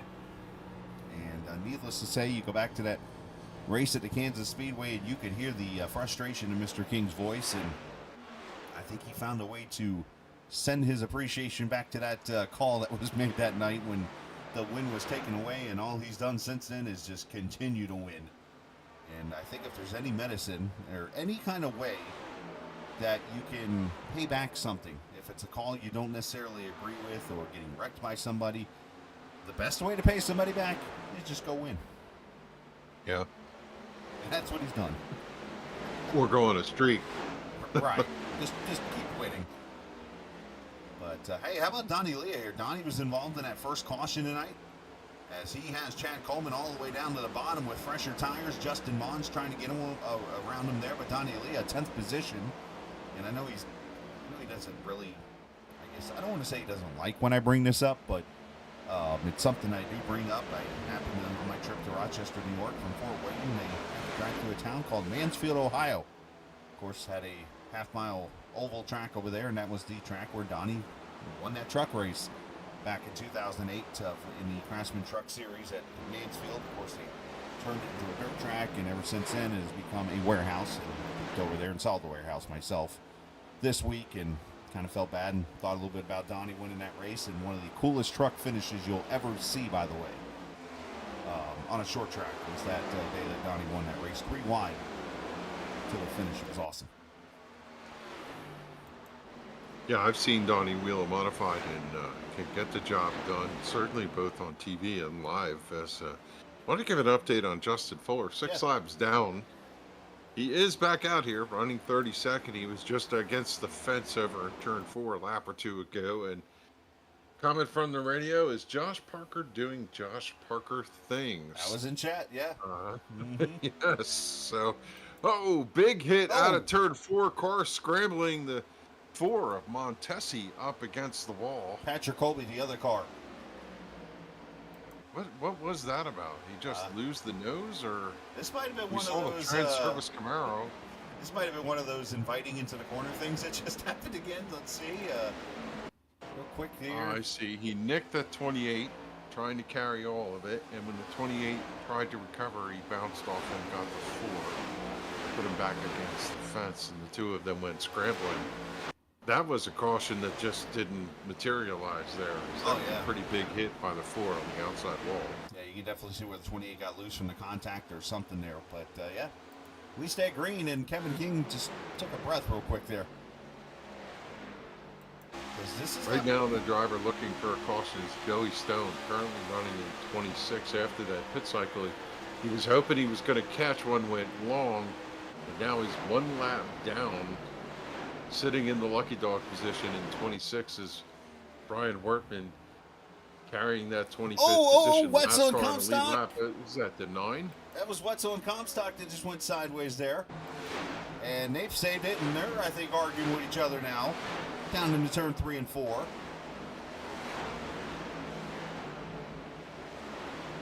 This is the byproduct of that. They're arguing here. Oh, yeah. That conversation where we said you get the draft and you don't want to give it up. Sometimes you decide whether you want to try to make the pass or just stay at the back bumper and maybe try and execute the pass. And the car in front of you does not make the corner as good as you do or something like that. But, you know, as we said, when you get the draft, you try to decide what to do with it, and sometimes indecision leads to contact. I was going to say before that contact happened, I was going to tell you, Kevin, that I think there's 26 cars, 25 cars out there that would love to see a caution right now.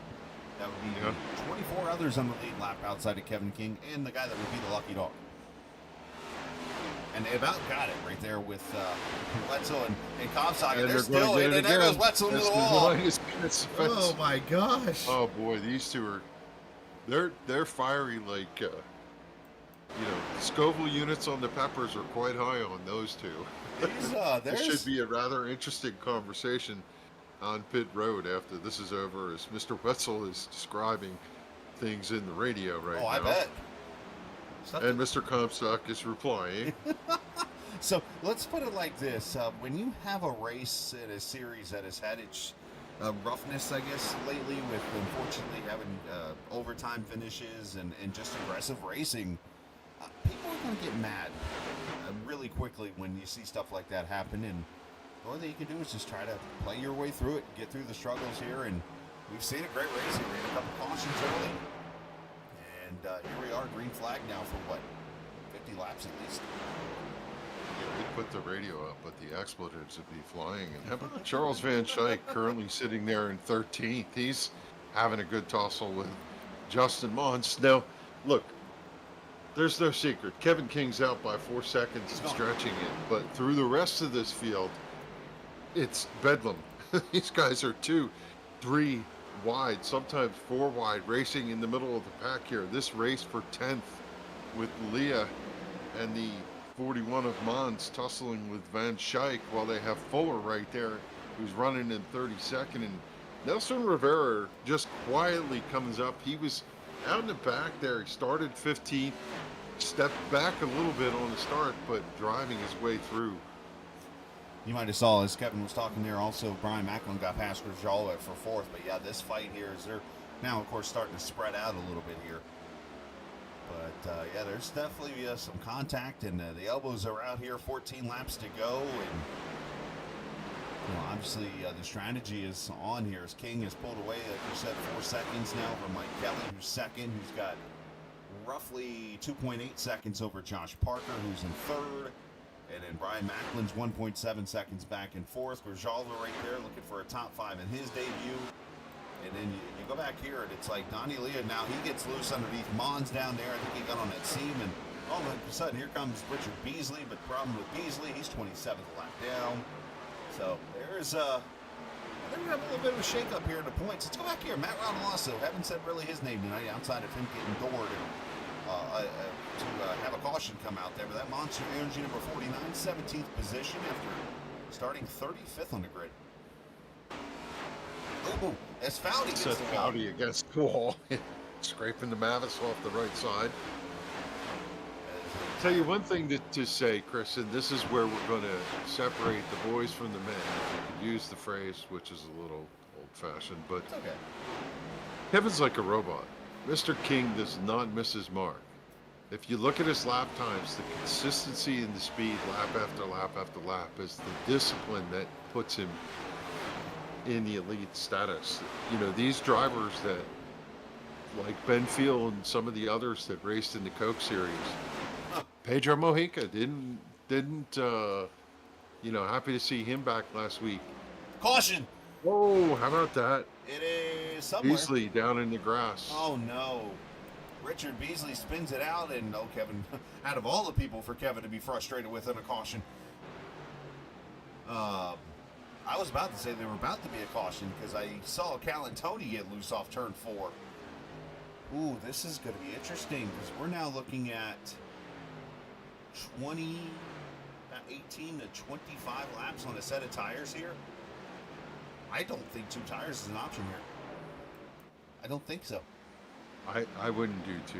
I would go 4. Somebody's and going as fast as Kevin has been, if he does sit behind drivers with 2 tires, I think he's still fast enough. And he might be too far out in front to I mean, he's got 1, 2.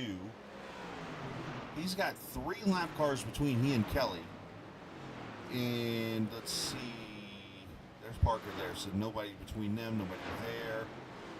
He might have enough space where if somebody were to try 2 tires, and let's be honest, somebody's going to here because it's a trend now in this league. I I don't know if they'll have enough time to pass King off pit road. Just because of that delta of cars in between them. But let's see what happens here as we'll come to pit road, and then we'll come back and show the replay of what happened to the Tide ride. He's got a little grass stain now on his car. Yeah, look at that gap right there as King comes to pit road and then everybody else. Yeah. Yeah, he's safe to take 4. I mean, potential here. I'm looking at Kevin DeBrown. I'm looking at I'm looking at Anthony Calantoni back there. Throwing a couple names out there. Let's see. Yeah, Calantoni's been pretty quiet through this spring stretch. We've not heard much of him and not seen a lot of speed. So maybe tonight is the night that he could find something, make something work, and turn his season around. Donnie Lee is going to be a fast guy on a short run. Donnie Lee at 2 tires. And look, still, Kevin just wins the race off pit road with these. Donnie Lee is going to be second now. Everybody else 4 tires. This has put Dyler Dalton, I believe, in the lucky dog position. Got to keep track of that. So Matt Coleman having a good night, sitting there top 10. All right, let's go back to the caution. But Donnie Lee, the only driver to go with the 2 tires here under this yellow. What happens to the guy 5th in points as he's battling with Donnie Leah? There's some bumps down there on the exit of turn 4. If you get hard on the throttle, sometimes the car just Donnie got loose. Donnie actually got loose on the top side. Oh, Donnie came down and got him. Donnie got loose, and Richard was coming up, and they just tangled. That was a pretty hard shot to the right rear. How about that?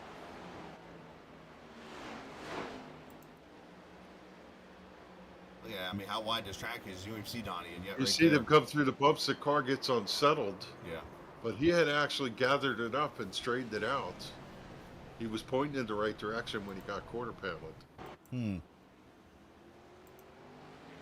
job by Beasley to keep it out of trouble there, keep it out of the wall, and for Donnie, just unfortunate circumstances, but he's going to take advantage of it and put the 2 tires on here.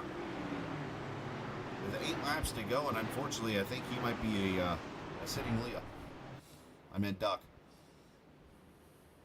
Some of these drivers have had some difficulties, and this is probably the first opportunity that they've had to get some of the damage fixed. I saw Joey Jatina down there in the 14 Chesterton Ford getting some of that service as he circles around to come back. As I think this is interesting. When you have a slower car out front, it mixes up what happens.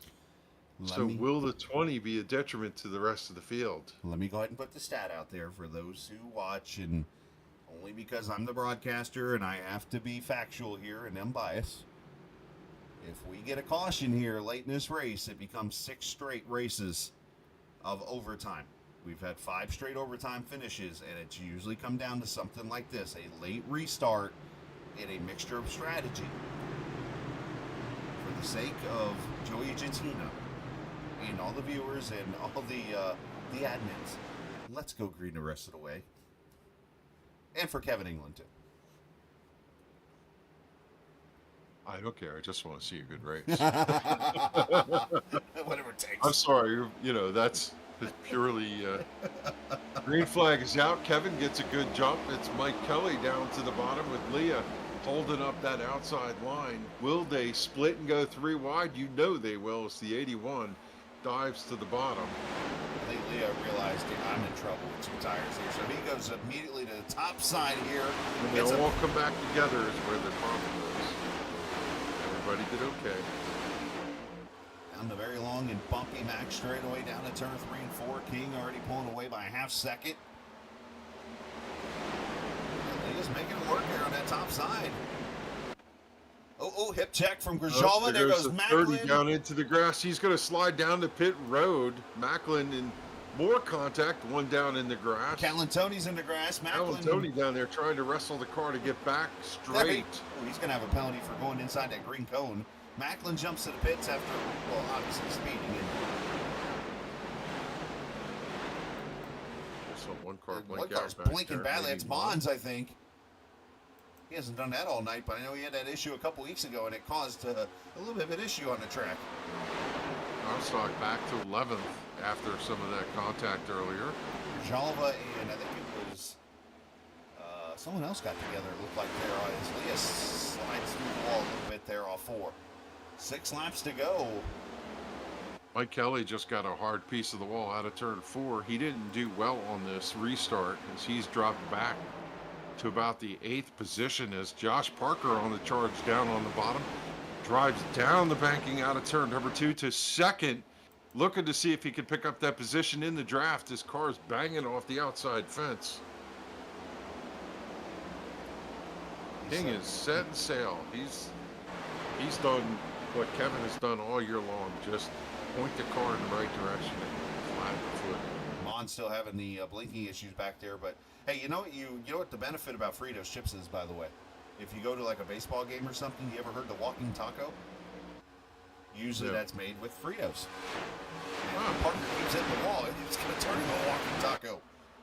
Or whatever it's called. I think it's a walking taco, right? You put the chili or whatever else in it, and turn it into a taco that you eat with a fork out of your Fritos chips. Okay. There goes caution. Montesi goes around with... Oh, and Jatina T-bones Montesi. Rod Minton also hard into the inside wall. Caution. And, oh, no. Right now, we're not there yet. We're not there yet. We should get the green with 2 to go.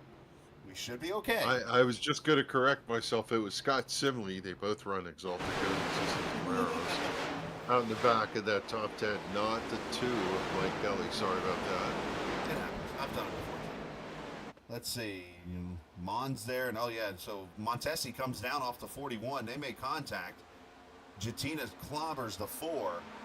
Meanwhile, Rod Minton absolutely mollywops the inside wall. Yes, I used the word mollywop there. He hit the Jeff Gordon spot there, did he not? Oh, did he not? Yeah, that was at Vegas, but I know exactly what you mean by that. The wall jut out for the... As they say, race car drivers will find a spot. And he did. That's about as head-on as you could get hitting that part of the wall. That's about where the Greg Moore wreck I didn't see where he hit, but I see where the wall is out there. Let's see. Yeah, let's just watch right here. Oh, this is going to hurt. Pow! Oh. He hit it by the side. Oh, my gosh. The car just disintegrated. Stops. I mean, that was right about where I think Greg Moore hit the wall back in the heyday.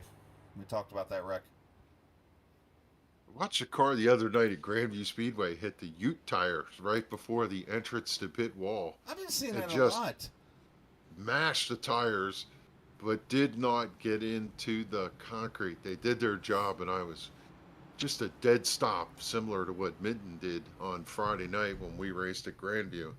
Huge hit by that car in the Enduro race. I've actually been seeing that a lot on videos. It's like a lot of drivers are finding a way to hit the pit walls and tire barriers at like the light poles or whatever, and I'm just like, what's going on here? It's kind of weird. Every racetrack should look at every single aspect of where a car could hit something and address it to the best of their ability, because agreed, inevitably with the number of laps, you got 50 cars in a night running hundreds of laps at some racetracks. They're going to get off and find that place. It's unbelievable. Oh boy. When Well, they hit it. Well, Kev, I'm going to be the bearer of bad news here.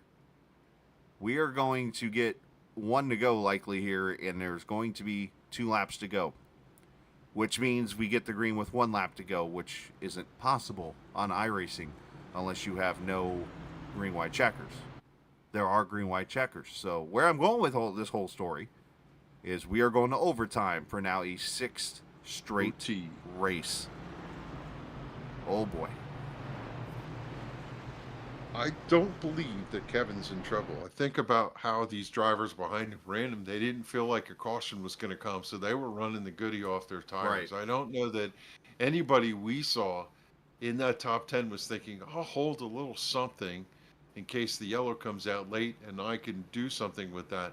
I have to say, and I wanted to talk about this earlier, the driver who's made one of the better comebacks, who's had a miserable night, is the 26 of Jose Gonzalez, who's always outstanding. If you could hit the reset button on the long run, he'd be the guy. And he found trouble early, and right now he's in 16th. And with this kind of restart at the end, he maybe could find a top 10 and salvage something out of the night, which has not been kind to him. Great point. Jose, of course, won last night's Chicagoland race in the Xfinity Series with the one-pit strategy, but tonight, obviously, with the yellows falling where they have and stuff, we haven't seen that. I mean, we did get one green flag pit stop in tonight, but we haven't seen the strategy come into play there for Jose, who opened up pretty well last night when we got to talking to him about the what his plan is with strategy and how he's always trying to do one-stoppers unless he realizes his tires aren't going to work. And the one key thing I did ask him for you and I both, Kev, he does know what an Oreo is. He does. Good. I'm glad to hear it. I was not surprised.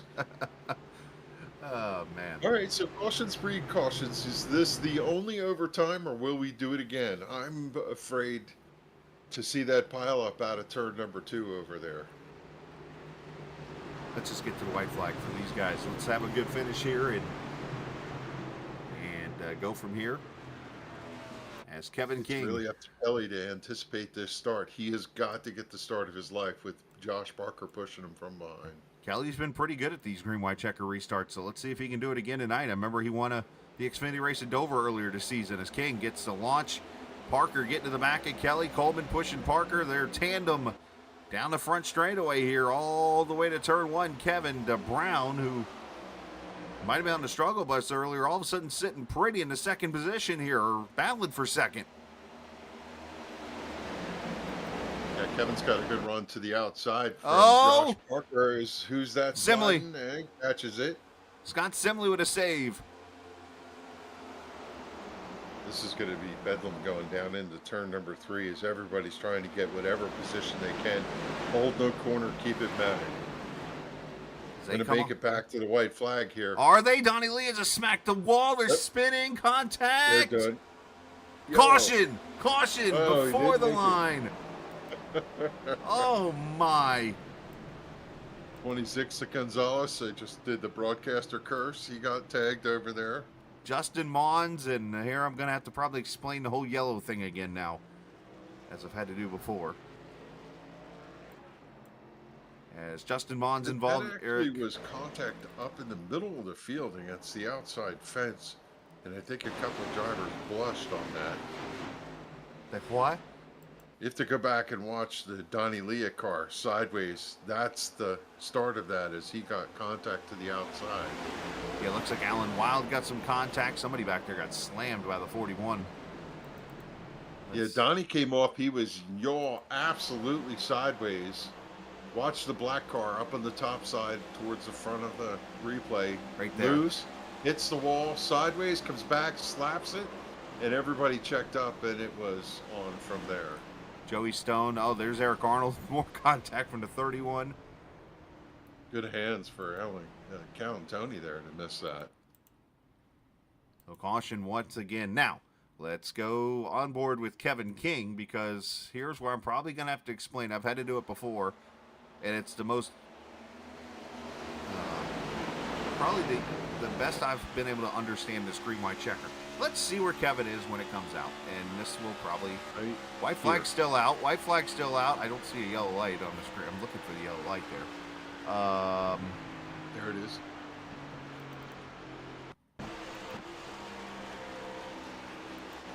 Let's follow another car. Yeah, so I'm going to back up here a little bit and look for the yellow flag.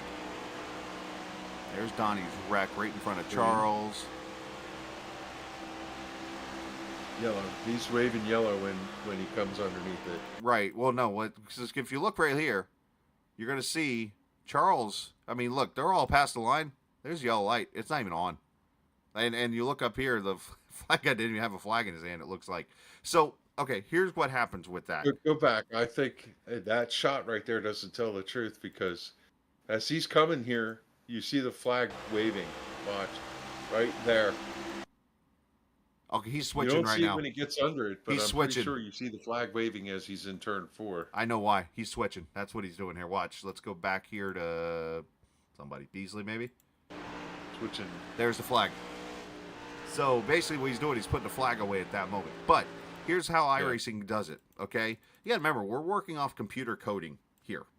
So in the matter of this much time, and if you ever watch my timing and scoring on SDK, you will notice that the SDK gaming actually updates itself before the start-finish line by about a millisecond or two.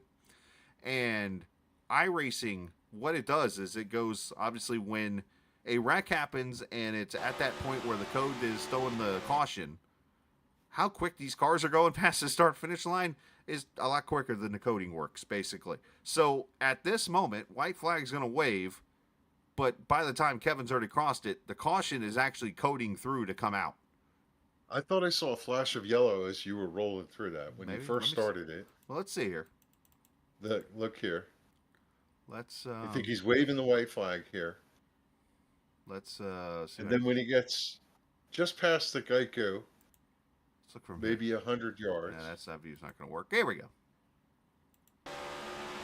White flag right there. Yellow. Well, whatever the case, either way, that's basically King, Kelly, Brown, Parker, Coleman, Comstock, Van Schaik. Basically, that's what I've learned about it. It's a whole coding thing. Because remember, everything's all coding. So, here's what it is. So, don't underestimate the number of tracks, the number of cars, dirt, asphalt, rain. There's all kinds of physics and dynamics at play. If they say the yellow's out, I trust them. Right. Now, this is the final restart because this is the second overtime. And they have to get back to the white flag or this thing's over. Final flag is going to wave right here. Really need a better restart from that other line to see if they can contest with him as Kevin took the bottom this time by. Unlike Kansas, stays above on the bottom. Stays above the white line this time. Unlike Kansas, as he works his way to turn one. Swings up so he can get the good run down the banking. The 2 has a good run to the high side. He's going to draw alongside Kevin DeBrown as King sweeps up. Here comes Parker to the back bumper of Mike Kelly. They're going to get a good run in turn 3 and 4 here. Oh, Comstock gets into Parker. Saw Foudy get loose there off 2. Everybody's okay. There's the white flag waving. Perfect camera angle. Can they get back to it? Everybody straight. White flag, final lap. As I think Tyler Dalton just blew up. Either that or he saved it. One of the two just happened there. King's out front by about 4 car lengths. He's going to sweep out of turn number 2 for the last time to the back straightaway. He's got a good margin for Mike Kelly, who's running in second. And Mike's got no help from behind. Kevin DeBrown running third. Question is who's going to finish third right now. Top 2 look like they're going to draw as Kelly pulls up to the back bumper. King exits turn 4 for the final time. 4 straight wins as he comes off of turn 4. Auto Club Speedway goes to the King. Kevin wins it again and continues his march to the playoffs. Kelly second, Kevin third. Josh Parker ends up 4th. And people end up dying over in turn 1 and 2. The top 5 for Chad Coleman keeps him in the point hunt. He's in the top 5. Matt Rodolasso, top 10 finish for him. Patrick Colby, a top 10. Buck Comstock was going to the fence there. He was dead sideways on the entry to turn 3 there. Gathered it up. That was a pretty impressive way to hold that car. Here comes Beasley. Where did Beasley finish? According to my records here, Richard Beasley finished 15th. He well, came back for 15th. Well, those couple cautions helped him out, even though he was one of them. And Kevin's going to do the old burnout in the victory lane, which is actually the old victory. Or, no, it's a new victory lane still here. It was once not victory lane back when they actually moved victory lane over there near the turn 4 section of the garage, and then they put it back over here at the front straightaway. As 19th hole victory lane. I'm not sure what that's about. Probably because of the sponsor, if I had to guess.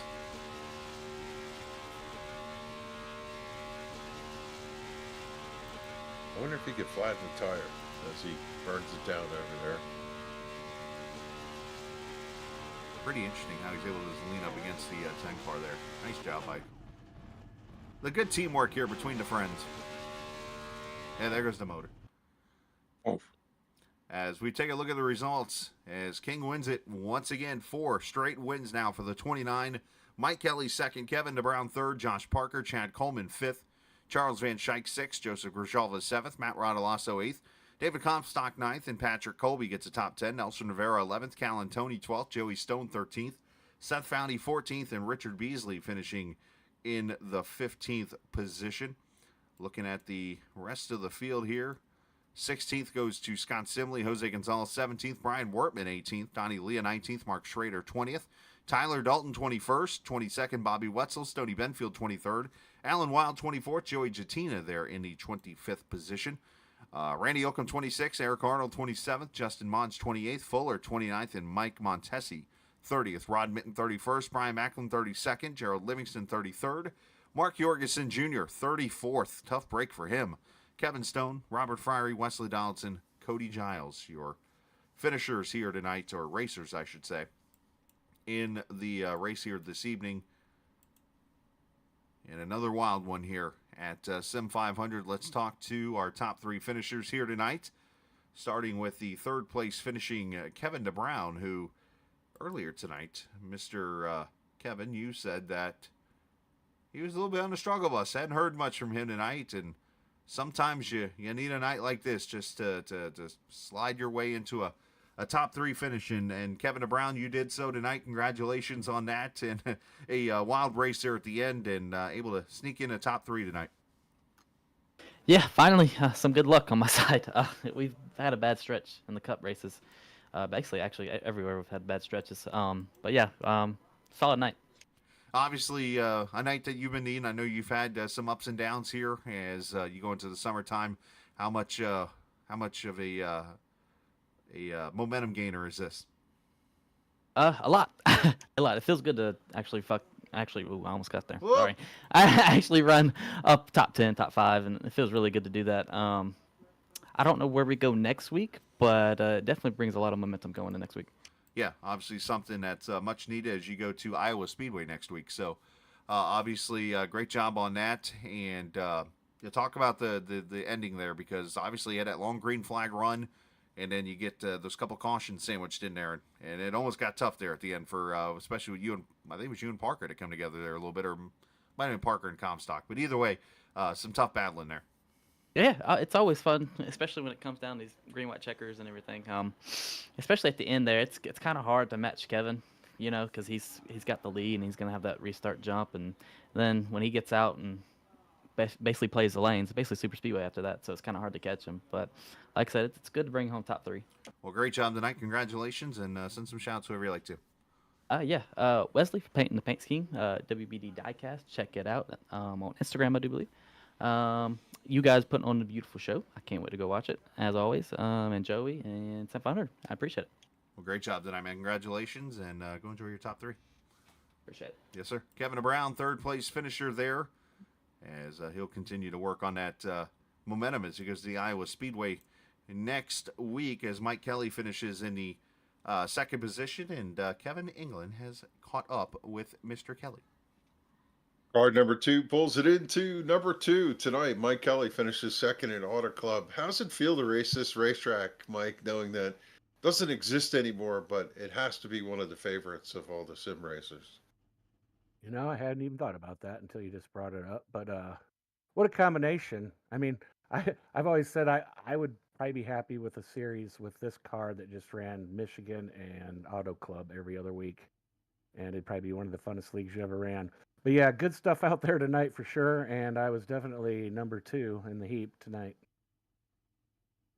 What's it going to take to run him down? Talk about the track dynamics. It seemed like once you get out front, we thought maybe you'd pick up a little bit of a draft and be able to run him down. But it seemed like, I don't know, when you got to him, maybe you couldn't turn, couldn't pull on him. Kevin just looked like he was able to drive away and hold everyone at bay with ease. Yeah, I'm just a slow old man, but I put on a show for a while with him. I think there in the middle of the race when he's probably just playing with me, but we put on a pretty good show. And early on, I could stay with him in that one run, but then after we got separated and the pit stops happened and everything else, I noticed I wasn't really gaining on him. And then I was running almost the same laps as him for a while when I was monitoring it, and then all of a sudden, like a switch, he just started running like half a second a lap faster than me before we got that last yellow that typically happens here in this league for some reason from here on out. But he's tough to beat, man. I'm just happy to be in the same zip code as him. Like when we started off on the restarts there, I could stay with him, but I couldn't, like you said, to answer your question, I couldn't get a draft off him. Most guys you could get a draft off. Everybody could get a draft off me. So he's got that extra little bit of smoothness that keeps his momentum up. Even when he was running the bottom, he could come off the bottom and keep that kind of relative speed to you running on the outside. Whereas everyone else, when you had him down on the bottom, you could just practically motor him clear before you got to the next straightaway. But he does a good job of keeping that momentum up, and I don't know if I'll ever be that good. You just have to wonder. He has like the ultimate turn in, drive down, drive off, drive out of turn 1 and 2. And after he has a bunch of car lengths on you, it's almost impossible to make up the deficit. But, Right. Mike, we were talking during the race, the veterans. There's guys who have been superstars in this series that are relatively young. How, after all these years, do you keep yourself relative?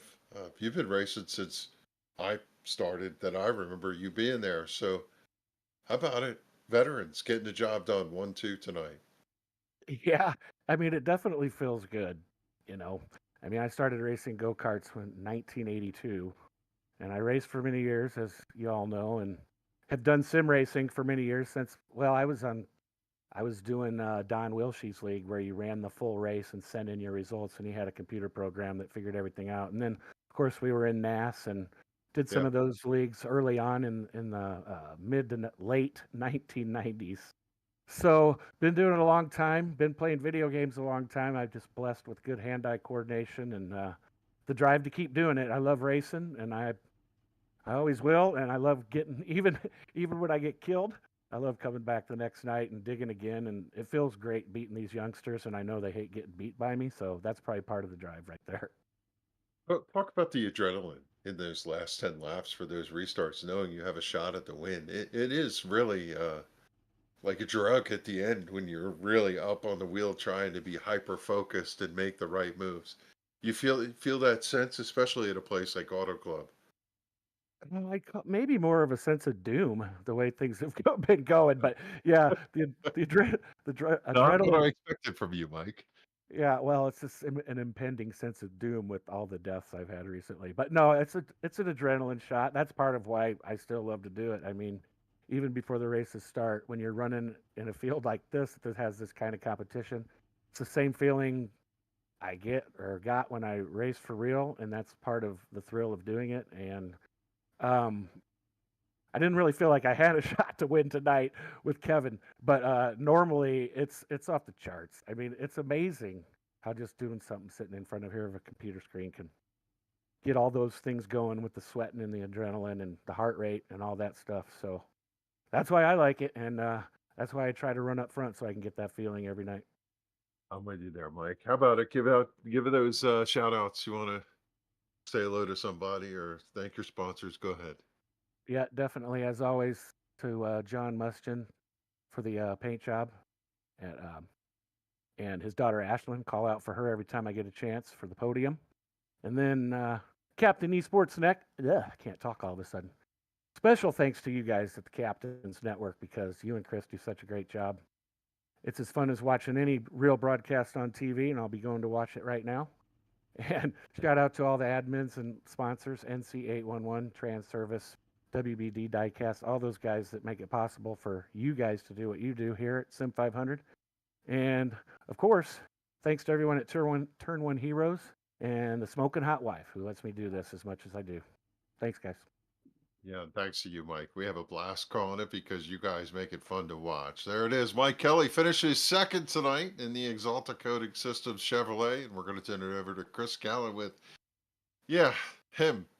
Kevin King. He wins another one, and Chris is going to get his take on his performance here tonight at Auto Club. And going to add to it, as Mike actually just checked out, should we go ahead and share how old I was in 1982?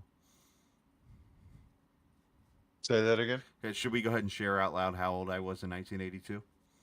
How old were you in Negative 1982? 4. I was 4 years from being born.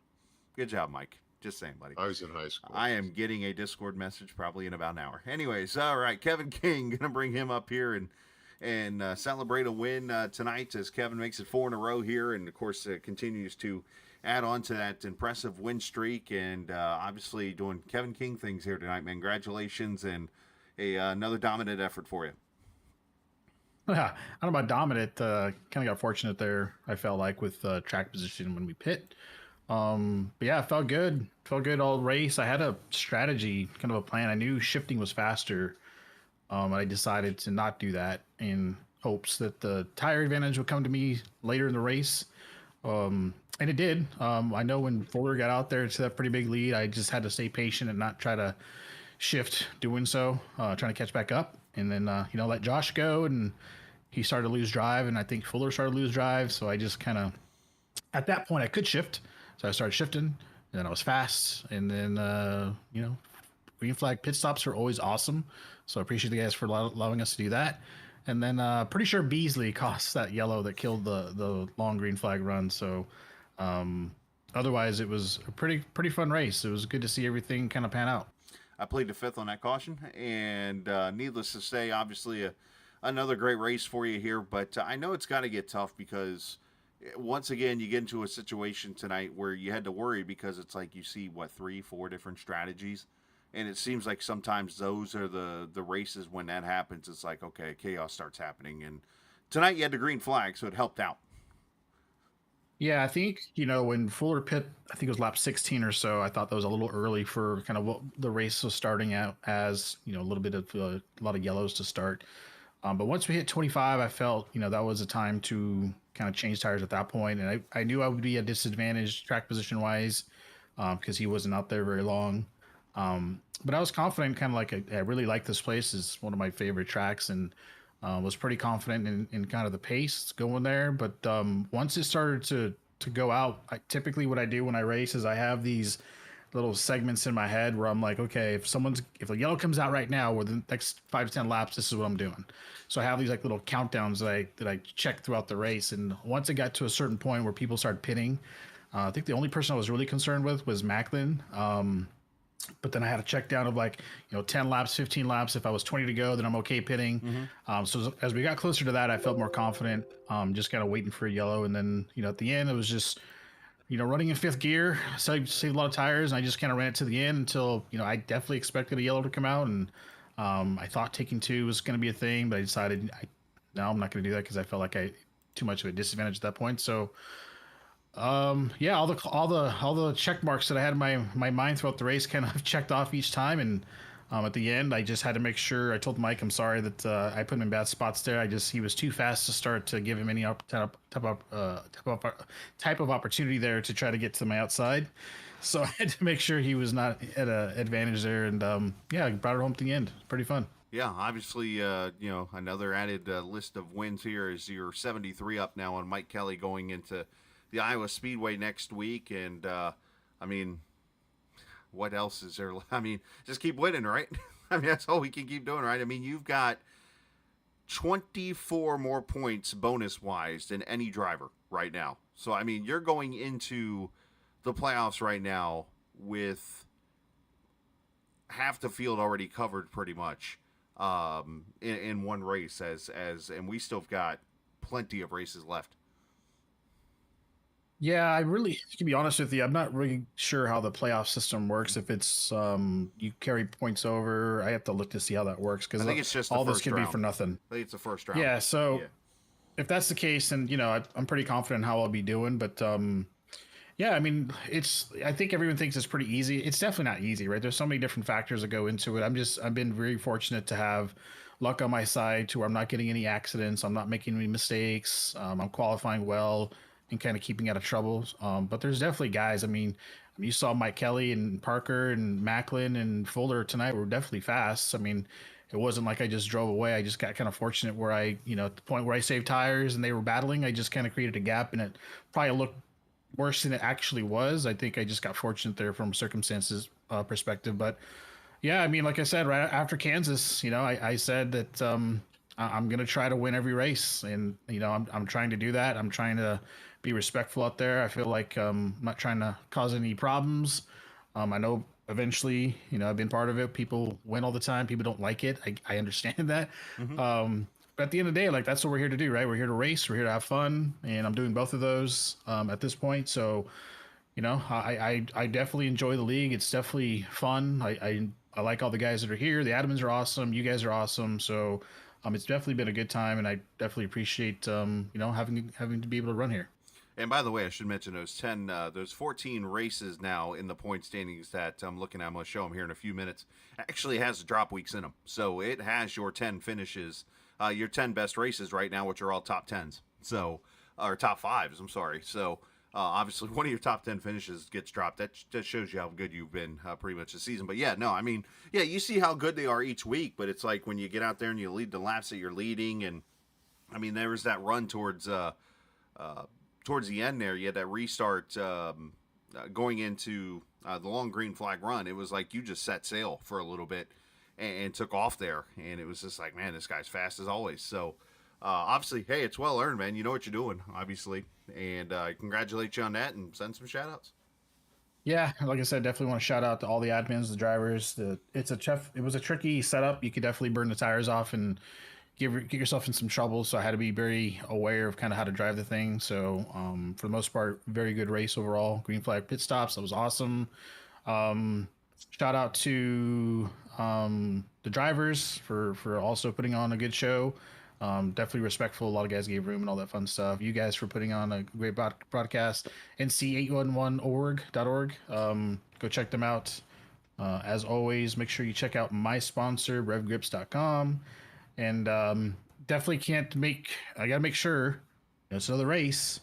He had a Mickey Mouse 15, but Beasley out there on the struggle bus, apparently he sped because he didn't know how to use brakes. He's not used to using brakes. Right. So he sped.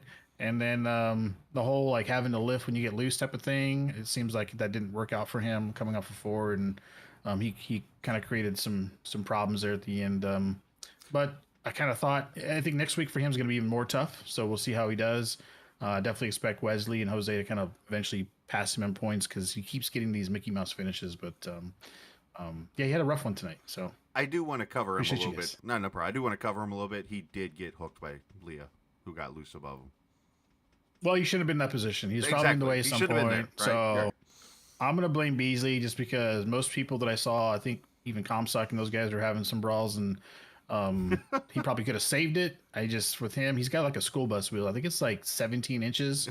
So he can't really go back and forth too quickly. And plus he's up there in age. He's just, it's not a super speedway. He can't handle the reaction times, but, yeah, I definitely appreciate everyone. Definitely looking forward to Iowa. It's one of my favorite tracks as well. Love that place. So definitely going to put in some time to try to do well there too. Great job, man. Congratulations. Thanks, sir. Absolutely. As the driver of the 29, Kevin King, goes to victory lane yet again as he wins tonight for the 7th time. And as you see the points, I put them up on the screen as Kevin was talking there a little bit. King leads it by 73, but as the big thing to mention here is you see the drop weeks are in there now.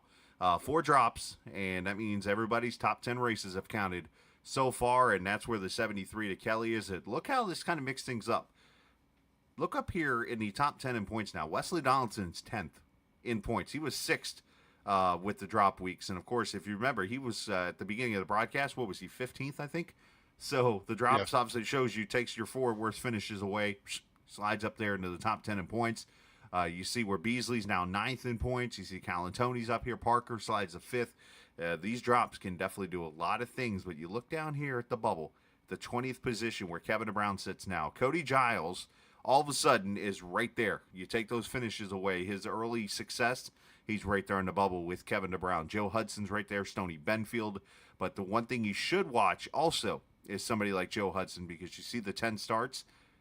That means he's missed 4 races. If he misses another race from here, he's eliminated. Will not be able to run for the championship at the end of the season. That is one thing in the Cup Series. You cannot miss more than 4 races. So, Kevin, another wild race here tonight at the Auto Club Speedway, and leads to another Kevin King win. But as Kevin said, it was dominant when he comes to leading the most laps and things like that. But it wasn't easy for him tonight. No doubt. And 2 weeks, and then we get a 2-week break. We have the Iowa Speedway coming up next week, which they're going to be tight in that little bull ring. I always consider it a smaller track. And then Nashville following that, which is a track rather unique. So I think, we're in that stretch where we've gone from Kansas to Darlington to Charlotte to wide open worldwide technology and wide open Auto Club, and now we're going back. So the character of the tracks doesn't mean checkbox for Kevin King. He's going to work for every one of these, and I think sooner or later people are going to start breaking through. I want to believe that. No offense to Kevin, but we're watching greatness here, no doubt. As always, as Kevin's been doing it this season, we'll see what he can do next week at the Iowa Speedway. So, Kev, appreciate your time, buddy. We'll see you again next week. Yeah, man. Absolutely. So, thanks for watching, everybody. I will second that motion as we get ready to take off on the air. I do want to mention really quickly, you got that battle, and we do suggest you come join us on Sunday nights, because I'm peeking over here at the points right now for Sunday nights, NC811.org Xfinity Series. They're actually going to Watkins Glen this week and only have 2 races left before the playoffs kick off, and the points are separated by 1 from 16th to 17th. It is 3 points down to 18th. It is 11 points down to 19th. It is 12 points down to 20th. So that battle is going to get wild come Watkins Glen next week. So it's going to be a lot of fun. Come join us next Sunday and Monday night. We're back tomorrow night with some more league racing. Otherwise, appreciate Kevin England for joining us. Appreciate NC811.org and the Cup Series for sponsoring the Cup Series and the Xfinity Series. All the viewers, as always, all the drivers, and so much more. And always remember, this isn't just a game, it's iRacing. See ya!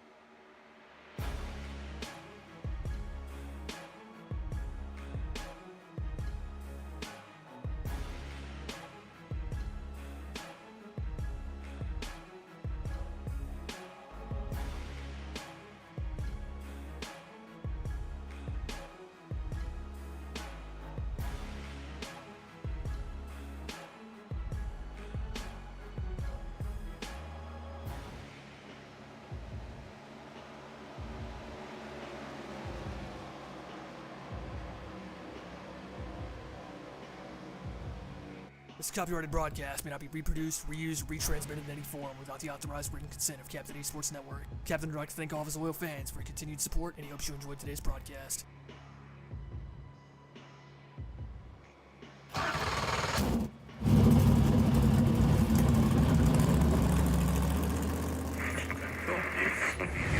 following is a special presentation